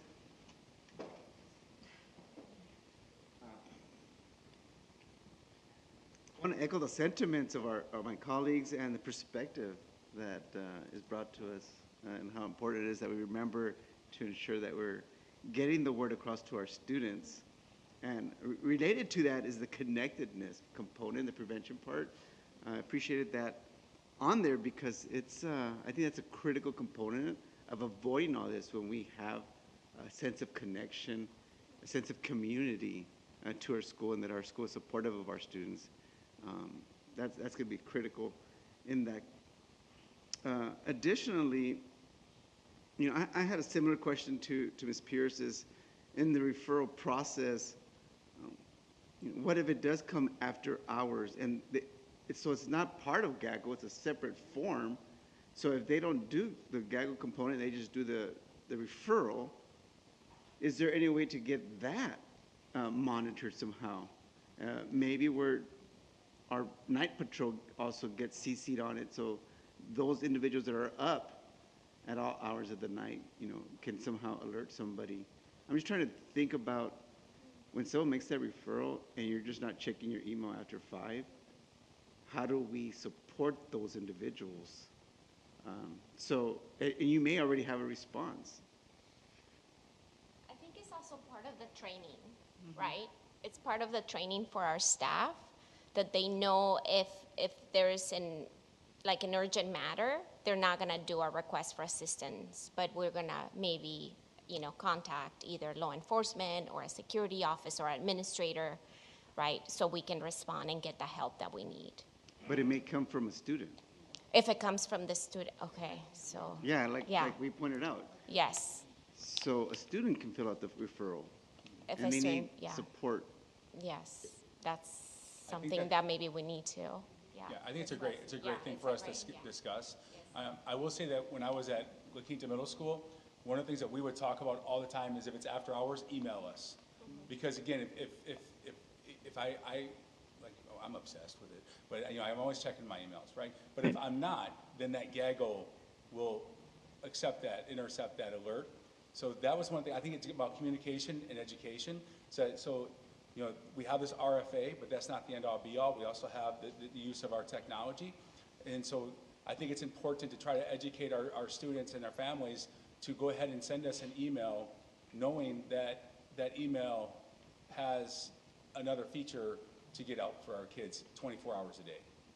But I think that's a great idea in terms of how can we do this RFA 24 hours. Great points to consider or discuss, as you stated, to better support our students who might be filling that out. And just some further information on the post-vention component, just to clarify, you guys have an established team that would go out to support the school site in the event of a suicide. Did I understand that correctly? Correct. It's called a school crisis team. And at each site, there's identified staff members that are on that school crisis team. And so any crisis that occurs, it's those team members that come together and review the crisis and what the plan is. Okay, well, what a blessing the services you guys provide, and thank you for the presentation. Great presentation. You guys are awesome. I think that just like everyone said, I agree with everybody that you have to shine the light on this, you know, and there's a stigma about suicide. And so I think it's very important what you're doing, the work that you're doing. You had pointed out on the last page that this little thing, this is on the back of every lanyard for every student? Secondary students. Oh, secondary student, okay. Elementary kids don't have lanyards. So do you have, just to make the students aware of this? Because I'm just blown away that elementary kids are even affected by this. This is just heartbreaking. Well, for anybody, but you know, when you think of a little child that it feels so hopeless, it's just devastating. But do the teachers like have like a, you know, I know the teachers will talk about things. Do they just say, hey, just to let you know, this is that part of the instruction during the day, you know, like once a week or something, just so that, do you know what I mean? So one of the preventative activities that we had on the slide includes social emotional learning lessons. And we also have a lot of different activities that our school site counselors lead. Okay. And so those preventative activities are suicide prevention components. Okay. All right. Well, anyway, thank you so much. I really appreciate what you guys do. So thank you so much. Thank you. Okay.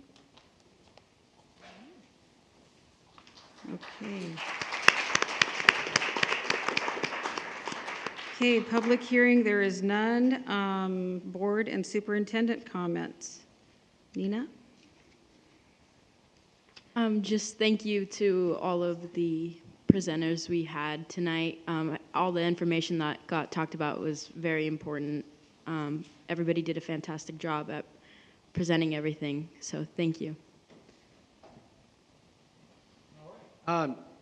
Well, I know most of the people left, but I just wanted to acknowledge and celebrate African American Black History Month, and I hope that everybody has a chance to attend an event or go somewhere, or if you're affiliated with the school. I know some people may not be, but you know, to get a chance to go out there and see all the things that they do and the rich heritage that we celebrate with our Americans here together.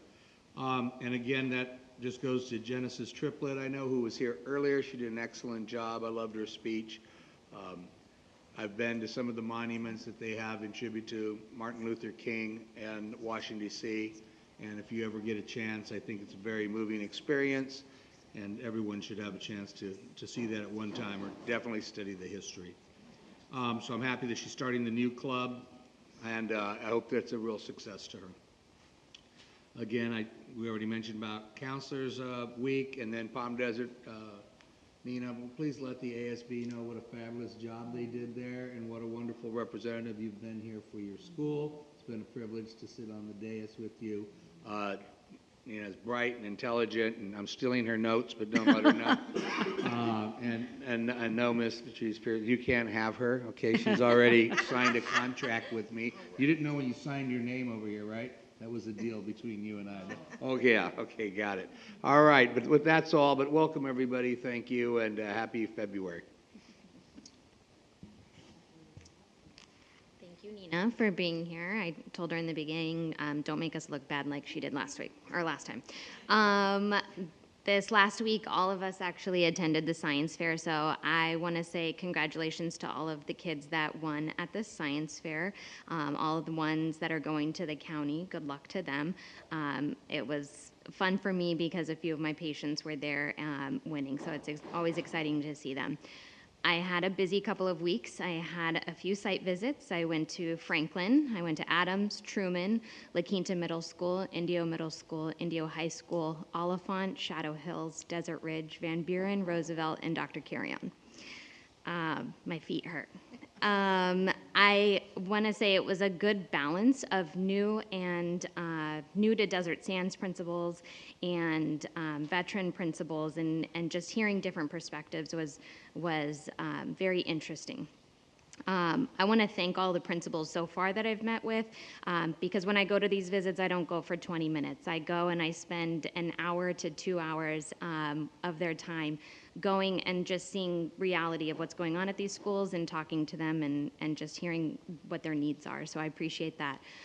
One thing I want to talk about, which I've already brought up to Dr. May Volmar, is just how impressed I was at Indio Middle School with their behavior center and wellness center, and it was awesome. And the things that he was doing there, I was really impressed with. I really appreciated the view of trying to get the kids involved with why they were there for their poor behavior, their poor choices, acknowledging it, and being a part of getting back into the classroom by doing a project and really just identifying the issue.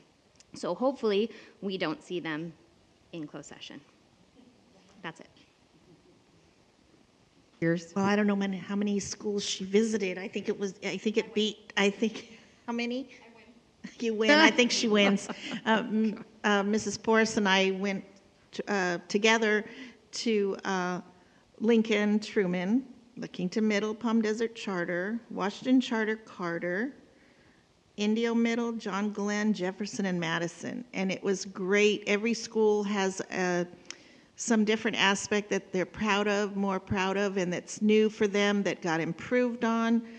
Some things that they can see that they want to see coming up in our facilities things. Everything is at different stages in our district based on our 2 bond measures and maybe hopefully an upcoming another one. But I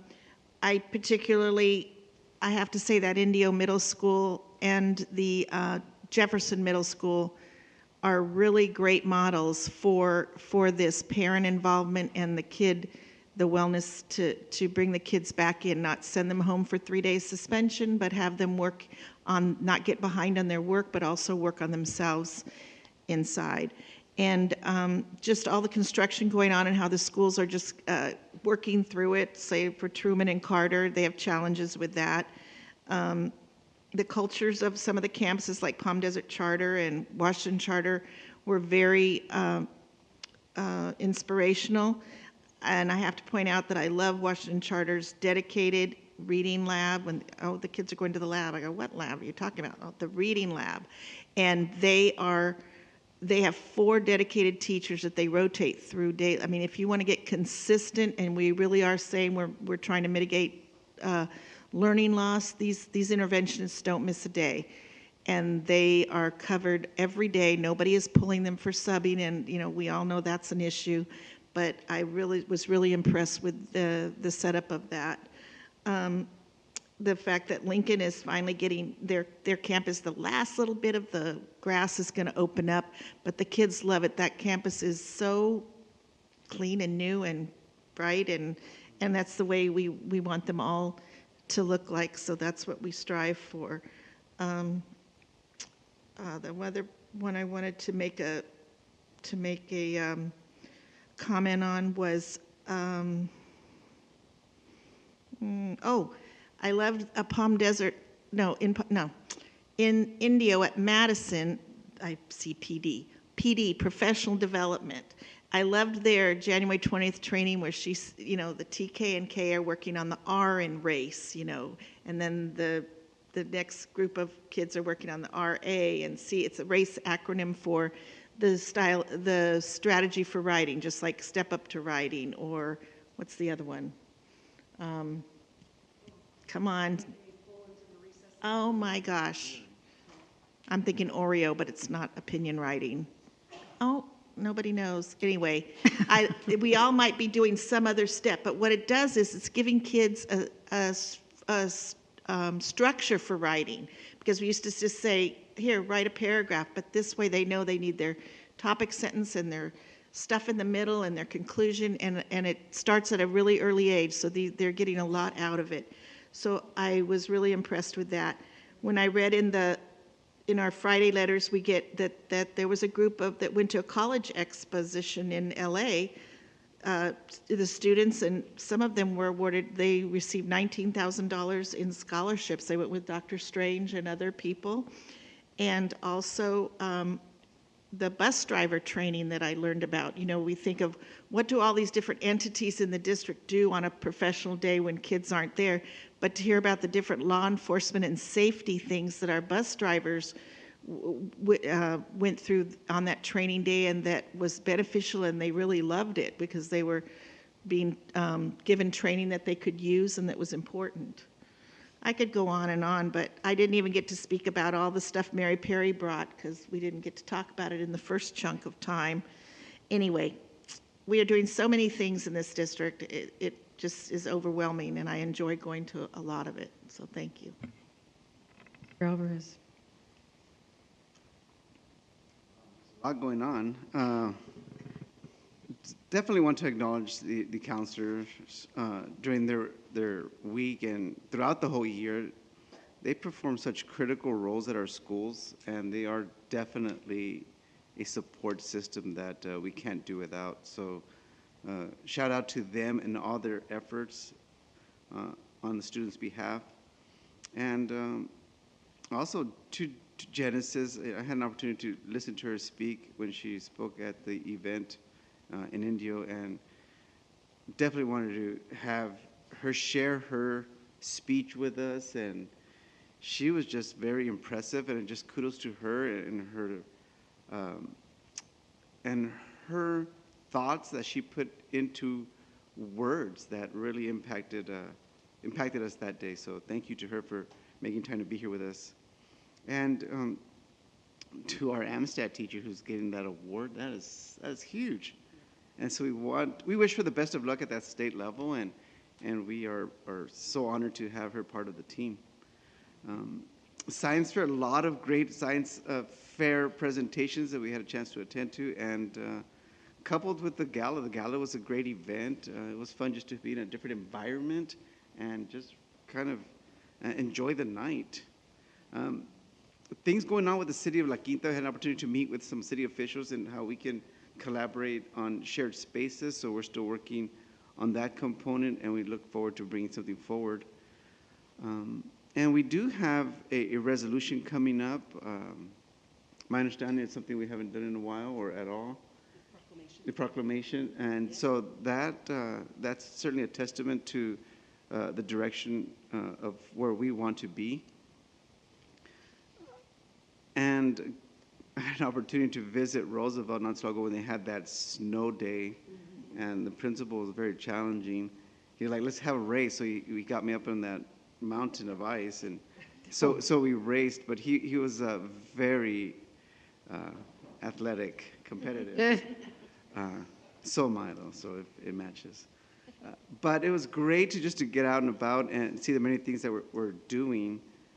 But just want to share that there are countless things that go on day in and day out here, and whether it's in this building or whether it's in the cafeterias or whether it's in the playground, classrooms, offices, that don't go noticed, but that make such a huge impact, and everything you guys do matters. So we just want to say thank you for your collective efforts. And I'll pass it on.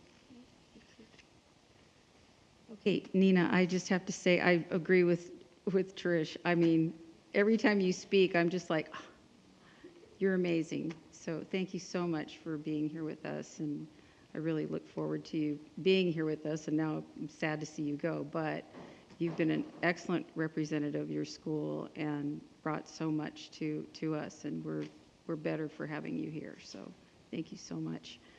I also just want to say thank you to our counselors, and now, of course, they're gone. So, but anyway, they do play an important role in the lives of our students. I believe it is a calling to be a counselor. You have a heart and almost a sixth sense to truly understand and guide our students through sometimes the most challenging times in their educational career. You are definitely appreciated. I've had the privilege of talking with Mr. Duran when he's at work, and he does have a sixth sense of when he's talking to his students. He really does feel them and almost can read their minds sometimes. It's really amazing. So, but I do appreciate our counselors. They really do above and beyond. And yes, I'm so blessed to have heard Genesis' speech. That was amazing. So, and I'm sorry she's gone. So I feel like we need to start talking like as soon as people say something instead of waiting till our comments. Also I went to Hoover School and saw the ventriloquist Mark Griffiths, who shared with our students on how to be kind. And the students were so engaged and so enthusiastic. It was so cute the way they were getting up there, and he had the little ventriloquist thing going on. So, and Karen, the principal there, was amazing. I got to sit with her and we got to watch that. So I won't name all the schools because Trish already did that we visited, but I just have to say, Mr. C's class, we went and visited him, and all the principals are amazing. I'm sorry, but every one of them are, but I loved visiting his school. All the kids just absolutely love him. He has to you say, I can't pick you up right now, but I mean, it was so great because you can just tell he is just a soft place to fall for them. And I just absolutely loved his energy and his love for the kids. You could really feel it. And I just think it says a lot for kids to run up to a principal. And I know that most of them don't do it in junior high and high school, but the elementary kids. But it was really great to see him with the students. And I got to go see Kristen Wood. It was my first time to see her in her element, so it was great to see her as principal of La Quinta Middle. And I attended the groundbreaking for Dune Palms Bridge in La Quinta, which is a much-needed bridge because, as you know, in the desert, whenever it rains here, anything that dips down any way gets washed out. I mean, it's just been like that forever here in the valley. And anyway, Ari Herrera, who is Mary Perry's little granddaughter, got to sing, or she sang the national anthem. She did a great job, so that was really a treat to hear her. And I attended the science fair also, and I got to speak with Ariana Reyes, who's a fifth grader at Roosevelt, and she told me about her project was how to win a volleyball, so that was pretty neat to see that.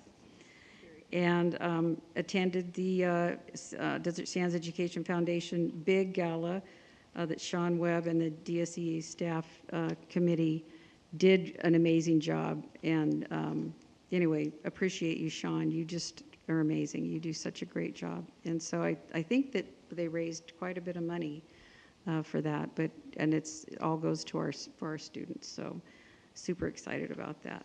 And that is it. Dr. Ray Mulver, do you have anything to say? I don't think I have anything additional, but thank you. So now we are moving on to public comments. And we do not have any online comments. So, communications from the floor. In accordance with bylaws of the board number 9323, 62519, time is reserved for oral communications by members of the Board of Education or by citizens present. Citizens wishing to be heard on agenda items, regular or special meetings, and/or non-agenda items within the subject matter jurisdiction of the board, regular meetings only, shall have a 3-minute limit. In accordance with the law, the board cannot take action on any item not appearing on the agenda as indicated in the bylaws of the board number 9323.2, 62519. Catherine Silvera.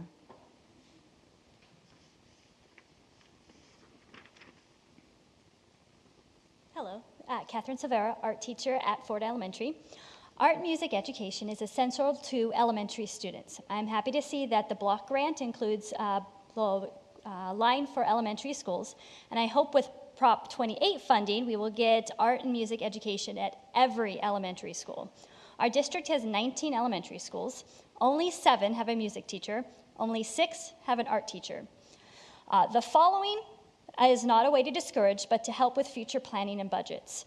We as a district want to put student success first, and we need to include teacher retention and quality with that. I teach every child at Ford, over 600 students. TK and third come every week for 30 minutes, fourth and fifth every week for 50 minutes. I also get the amazing privilege to teach both of our SPED severely handicapped classes 30 minutes a week. I manage all of the paperwork and projects. I create the lesson plans for each grade, for each week, that is in accordance to all California state standards.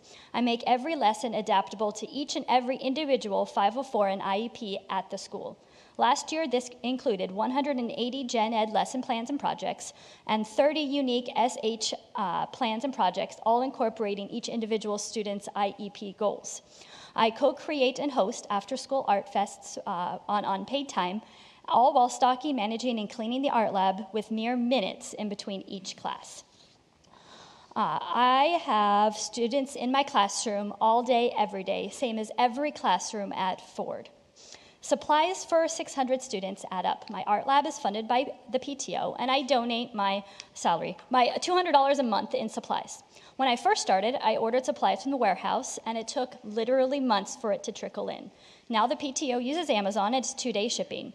When we hire more art teachers, please address this shipping issue, because any art teacher will run out of supplies with a 3-month wait. But I'm also an hourly employee. My take-home pay is equal that to a guest teacher. I have no sick days, no benefits. When I had COVID last year, all 10 days were unpaid. I, expletive, love this job.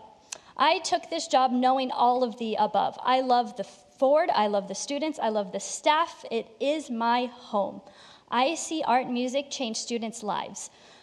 But there will be a time when I will no longer be able to do this job. It literally cannot support me. The data is there. Elementary art and music education increases test scores, improves mental health, and increases student success by every metric. Classes are places for inclusion. I want to see these students thrive. I've seen art and music classes change students' outlook for school. It is time for DSUSD to follow the data and support art and music education at every grade level. Our younger students deserve a chance to hold an instrument, to create and explore their creativity, and have spaces at school for all students to succeed. Thank you. Wow, that was great. Impressive. Thank you. Reno Barella.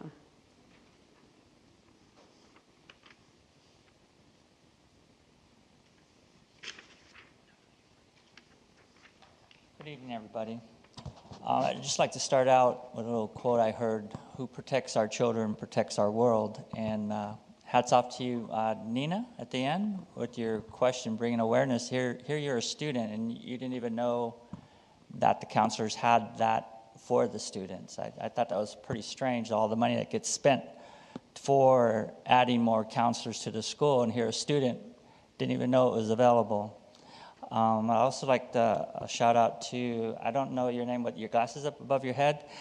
You mentioned about a campus where the parents are also incorporated, because you were really the only one that actually tried to include the parents with all this stuff that's going on with the students, whether it's suicide, education.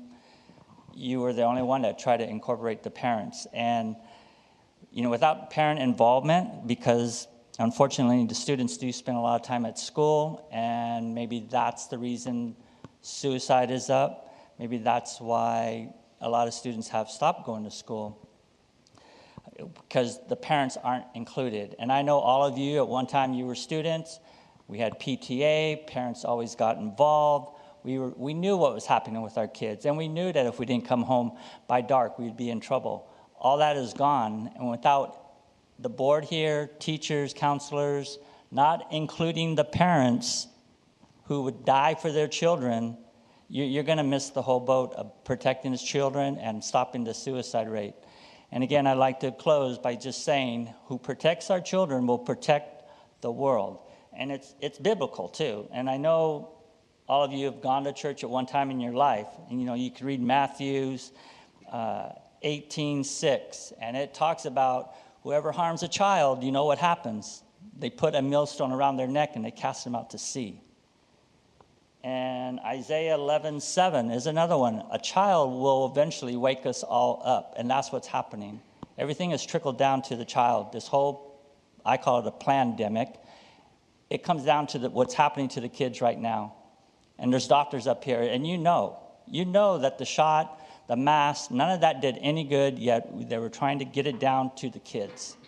It's all about going after the kids. Because once you have the kids, you're going to control the future. So who protects our children now will protect the world. Thanks. Thank you. I don't know, is it Ryan Chandler? Yeah, sorry about that. Oh, sorry, Ryan. I'm like, I didn't know if that was you, sorry. I scratched that together like last second, so no worries. I just kind of wanted to elaborate a little bit. Mr. Christensen left, but I wanted to kind of elaborate a little bit more on Gaggle.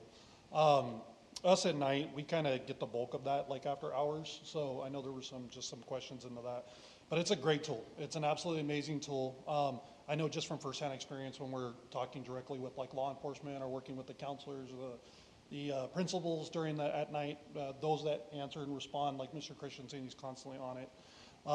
But it's an amazing tool where I firmly believe it's saved lives. We've seen that. The other thing I wanted to mention is it's not only for our district. I had an incident that I was dealing with where it was a student up in Northern California talking with a student at La Quinta High School, where we were kind of dealing directly with law enforcement there. Law enforcement up there had no idea about that. They were absolutely amazed, and it was something that they were going to try to incorporate in their local areas as well. But our experience working at night and working with our mental health staff and the principals and everything is absolutely amazing. We thank the board and the cabinet as well for your guys' support with that, because without these tools and without these things at night that we could respond to and help, there's be a lot of kids that we wouldn't be able to potentially save and get them the help that they need. So I just wanted to come up and thank you guys, thank the principals and the mental health staff that help us out and teach us, and as well as us being able to exchange information and hopefully save some people. So thank you. Great, thank you. Okay, 17. We are done with the comments. General functions, business services, resolution number 2022-23, intent to expand full-day transitional kindergarten and/or kindergarten and authorizing projects and filing of applications for funding under the California Preschool, Transitional Kindergarten, and Full-Day Kindergarten Facilities Grant Program. Is there a motion to approve resolution number 2022/2023? Emotions. Nina, okay.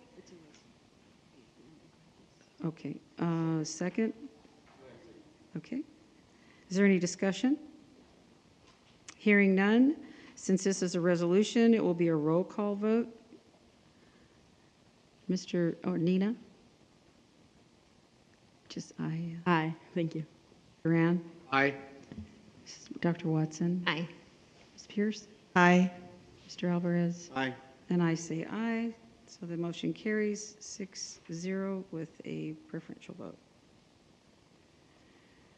Number 2, piggyback purchases through California Multiple Award Schedule, CMAS, contract number 4-22-10-1003 with National Glazing Solutions, Incorporated, DBA NGS, Films and Graphics. Is there a motion to approve? Are we allowed to take 2 and 3 together, or do we do these individually? Oh, yes, we can. We can do that. I make a motion to take the piggyback purchases number 2 and the master services 3 together. Tricia Pierce. Second? Second. Is there any discussion? Hearing none, calls for the question. All those in favor? Aye. Aye. Oh, preferential vote, sorry. Any opposed? Any abstentions? Motion carries 6-0 with 1 preferential vote. General functions, educational services. There are 7 items in general functions, education services. Is there a motion to take these as a group or individually? Let me see the bottom first. Let me see. Okay, yeah. I make a motion to take general go back down. General functions, education services 1 through 7 as a group. Tricia Pierce. Second? I second. Nina. Discussion? No, but I'd like to just say I think every counselor would be happy with, if you could scroll number 1 with that new program that'll help with the master scheduling. As a person who's been up at 1 and 2 and 3, well, never 3, okay, I won't exaggerate. Definitely way past 1. Trying to figure it out. Yeah, to just see that the fact that this program will save time is going to be incredible. So kudos to you folks for putting that up. Thank you so much. I have to say, I appreciate number 4, the CTE, the work-based learning, teaching the kids how to show up to work and be good employees, I think is essential.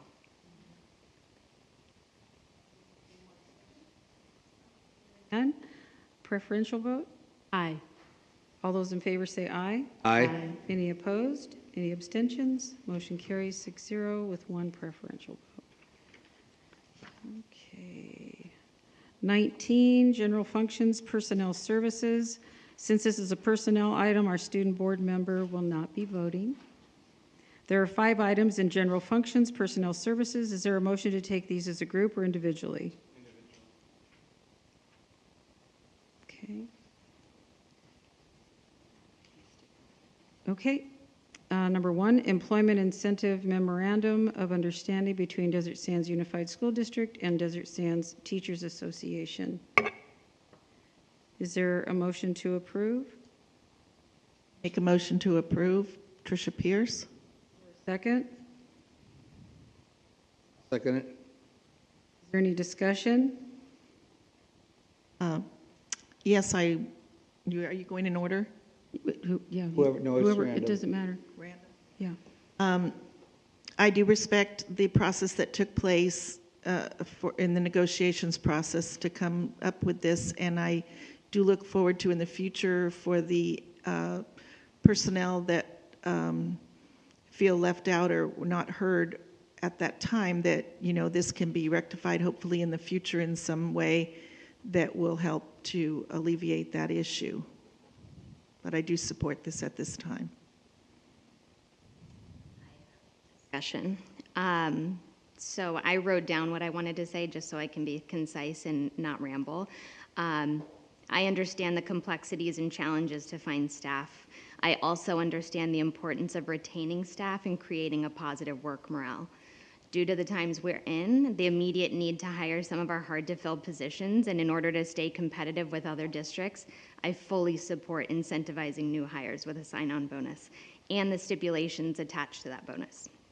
What I do not support is incentivizing new hires with maximum years of service and not including recent hires. This only affects a few, but I feel it sets a precedence for what you're willing to negotiate going forward, which could potentially affect many. We have seen a dip in our retention rate, and I believe if we continue to make decisions like this, mutually agreed upon MOU, we will promote a negative morale between our staff members and see a loss of good employees. This will directly impact the learning of our students, and I'm not okay with that.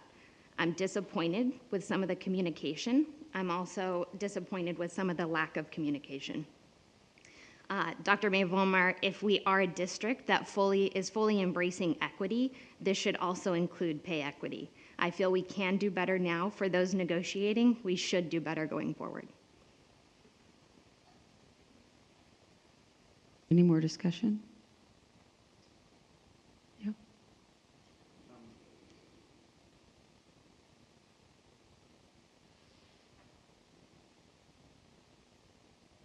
I understand it's an incentive and retention, I get that. I just think we missed the mark on the retention. And it is every one of our jobs to hear every one of our employees, for everyone to hear them and to respond back. I just think that, I think the sentiments shared so far summarize it.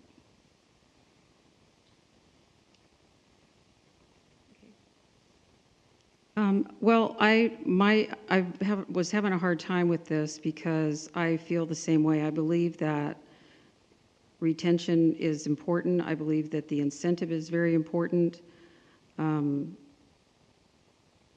I just feel that we are a district that supports who we already have. And I believe that that is important, and so that it should be more of a combination of us all together instead of having separateness. And I just feel like going forward we need to have more information and well, basically what Dr. Watson said. You did it better than me because I'm rambling now. Anyway, that's all I have to say. So, all right. So we have a first and a second. We've had discussion. Calls for the question. All those in favor say aye. Aye. Aye. Any opposed? Aye. Opposed? So that's 2 and 1 opposed. And any abstentions? Are you abstaining or? I'm going to vote aye. Okay. 3 aye. Okay. Okay.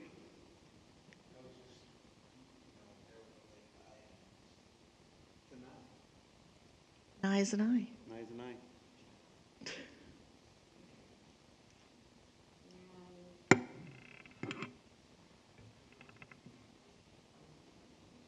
I'm going to vote no. So 3-2. So motion carries 3-2. And 2, new certificated job description for assistant athletic coach. Is there a motion to accept? I'd like to make a motion to accept 19.2 to 19.5 for the new certificated job descriptions listed. Tricia Pierce. Is there a second? Second. Pierce and Beto. Any discussion? Hearing none, calls for the question. All those in favor say aye. Aye. Any opposed? Any abstentions? Motion carries 5-0. Okay, general functions, student support services. Second reading of revised board policy 5145.11, students questioning and apprehension by law enforcement.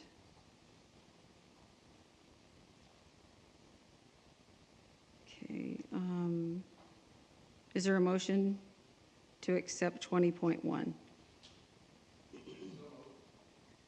Is there a second?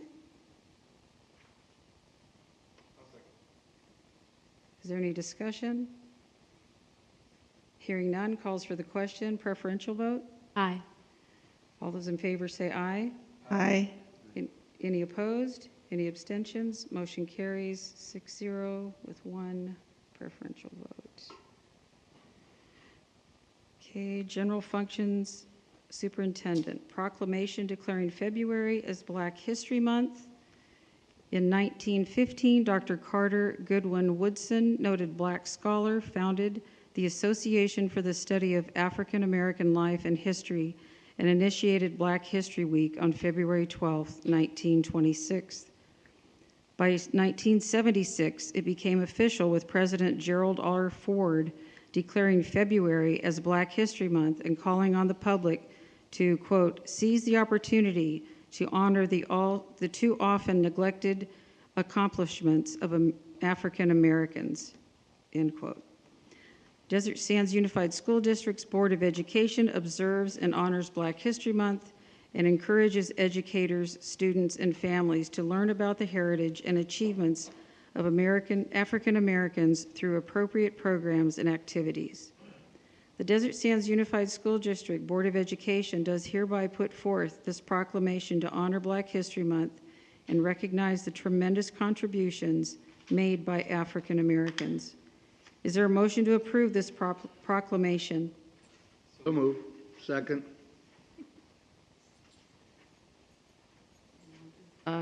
Is there any discussion?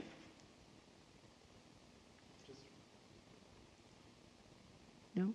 Yeah, just, I think it's important that we recognize all of our community, and I appreciate seeing this on the agenda. Any more discussion? Hearing none. Calls for the question. Preferential vote? Aye. All those in favor say aye. Aye. Aye. Any opposed? Any abstentions? Motion carries 6-0 with 1 preferential vote. Okay, on number 22, consent items, student matters, there are none. 23, consent items, business services, there are 9. consent items, business services. Is there a motion to take these as a group or individually? Is there a second? Second that. Any discussion? Hearing none, calls for the question. Preferential vote? Aye. All those in favor say aye. Aye. Any opposed? Any abstentions? Motion carries 6-0 with one preferential vote. Number 24, consent items, educational services. There are 13 consent items, educational services. Is there a motion to take these as a group or individually? Motion to take them as a group. Okay, is there a second? Second, Tricia Pierce. Any discussion? Hearing none, calls for the question. Preferential vote? Aye. All those in favor say aye. Aye. Any opposed? Any abstentions? Motion carries 6-0 with one preferential vote. 25, consent items, personnel services, there are none. Consent items, student support services. There are 3 items in consent items, student support services. Is there a motion to take these as a group or individually? A motion to take them 26.1 to 3 as a group. Tricia Pierce. Is there a second? Second. Mr. Duran. Discussion? Hearing none, preferential vote? Aye. All those in favor say aye. Aye. Any opposed? Any abstentions? Motion carries 6-0 with one preferential vote. Consent items, superintendent, there are none. Personnel actions certificated. Since this is a personnel item, our student board member will not be voting. Dr. Hyde. Good afternoon, or good evening. I'm very excited to announce that we have a retirement. Ms. Gray, Ellen Gray, who's a teacher at Johnson Elementary School, is retiring from teaching after 26 years of service to Desert Sands. So kudos to her. So is there a motion to approve item 28.1 as listed? Motion to approve 28.1. Tricia Pierce. Second? Any discussion? Hearing none, calls for the question. All those in favor say aye. Aye. Any opposed? Any abstentions? Motion carries 5-0. Personnel actions classified. Since this is a personnel item, our student board member will not be voting. Dr. Hyde. And again, I'm excited to announce we actually have 2 retirements in our classified agenda. The first is Maria Delgado, who's been a nutrition services assistant and has worked for our district for 24 years. And then I'd also like to recognize Teofilo Moreno Rodriguez, who is in maintenance and operations and is retiring after 15 years of service. So we have 39 years of combined service with both of these employees. So again, congratulations and thank you to both of them for their service. They've made it to the finish line. Okay, is there a motion to approve item number 29.1 as listed? Is there a second? Second, Tricia Pierce. Okay. Discussion? Hearing none, calls for the question. All those in favor say aye. Aye. Any opposed? Any abstentions? Motion carries 5-0. And call out of closed session actions, Dr. May Bulmer. Thank you very much. Listed under closed session item 3.1 tonight, the board took action to approve the general release and settlement agreement SSS number 13/2022-2023 on a motion made by trustee Alvarez, seconded by trustee Duran, and the motion carried 5-0. In closed session, the board considered the appeal of the complaint filed by employee number 213449 pursuant to Administrative Regulation 4030, and also considered the superintendent's designee's written decision response to the complaint. The board took action to uphold the designee's decision on the complaint and directed the superintendent and designee to send out appropriate legal notices. The vote was made on a motion by Trustee Duran and seconded by Trustee Dr. Watson, and it was a unanimous decision. The board also took action tonight on agenda item 3.3 to approve the following appointments: Alexander Cook to Nutrition Services Chef Manager, Liliana Lomelli, Mental Health Therapist, Kelly Smith, Mental Health Therapist, Cynthia Varela, Board Certified Behavior Specialist, all made on a motion by Trustee Alvarez, seconded by Trustee Pierce, and a unanimous vote on all appointments. And that concludes the call out of closed session items. Announcements. The next regularly scheduled meeting of the Board of Education will be February 21st, 2023 in the District Education Boardroom at 47950 Dune Palms Road, La Quinta, California, 92253. No, did I? Oh, sorry, you guys. Any future agenda items, suggestions? Nina? Sorry about that. Repeat that. Do you have any future agenda item that you would like to add for the next agenda? At this time, thank you. Thank you. Duran? Okay. Dr. Watson? Ms. Pierce? Mr. Alvarez? Nope. And I have none. Sorry about going out of order, guys. And we do not need to reconvene to close session, so we are adjourning this meeting at 9:17.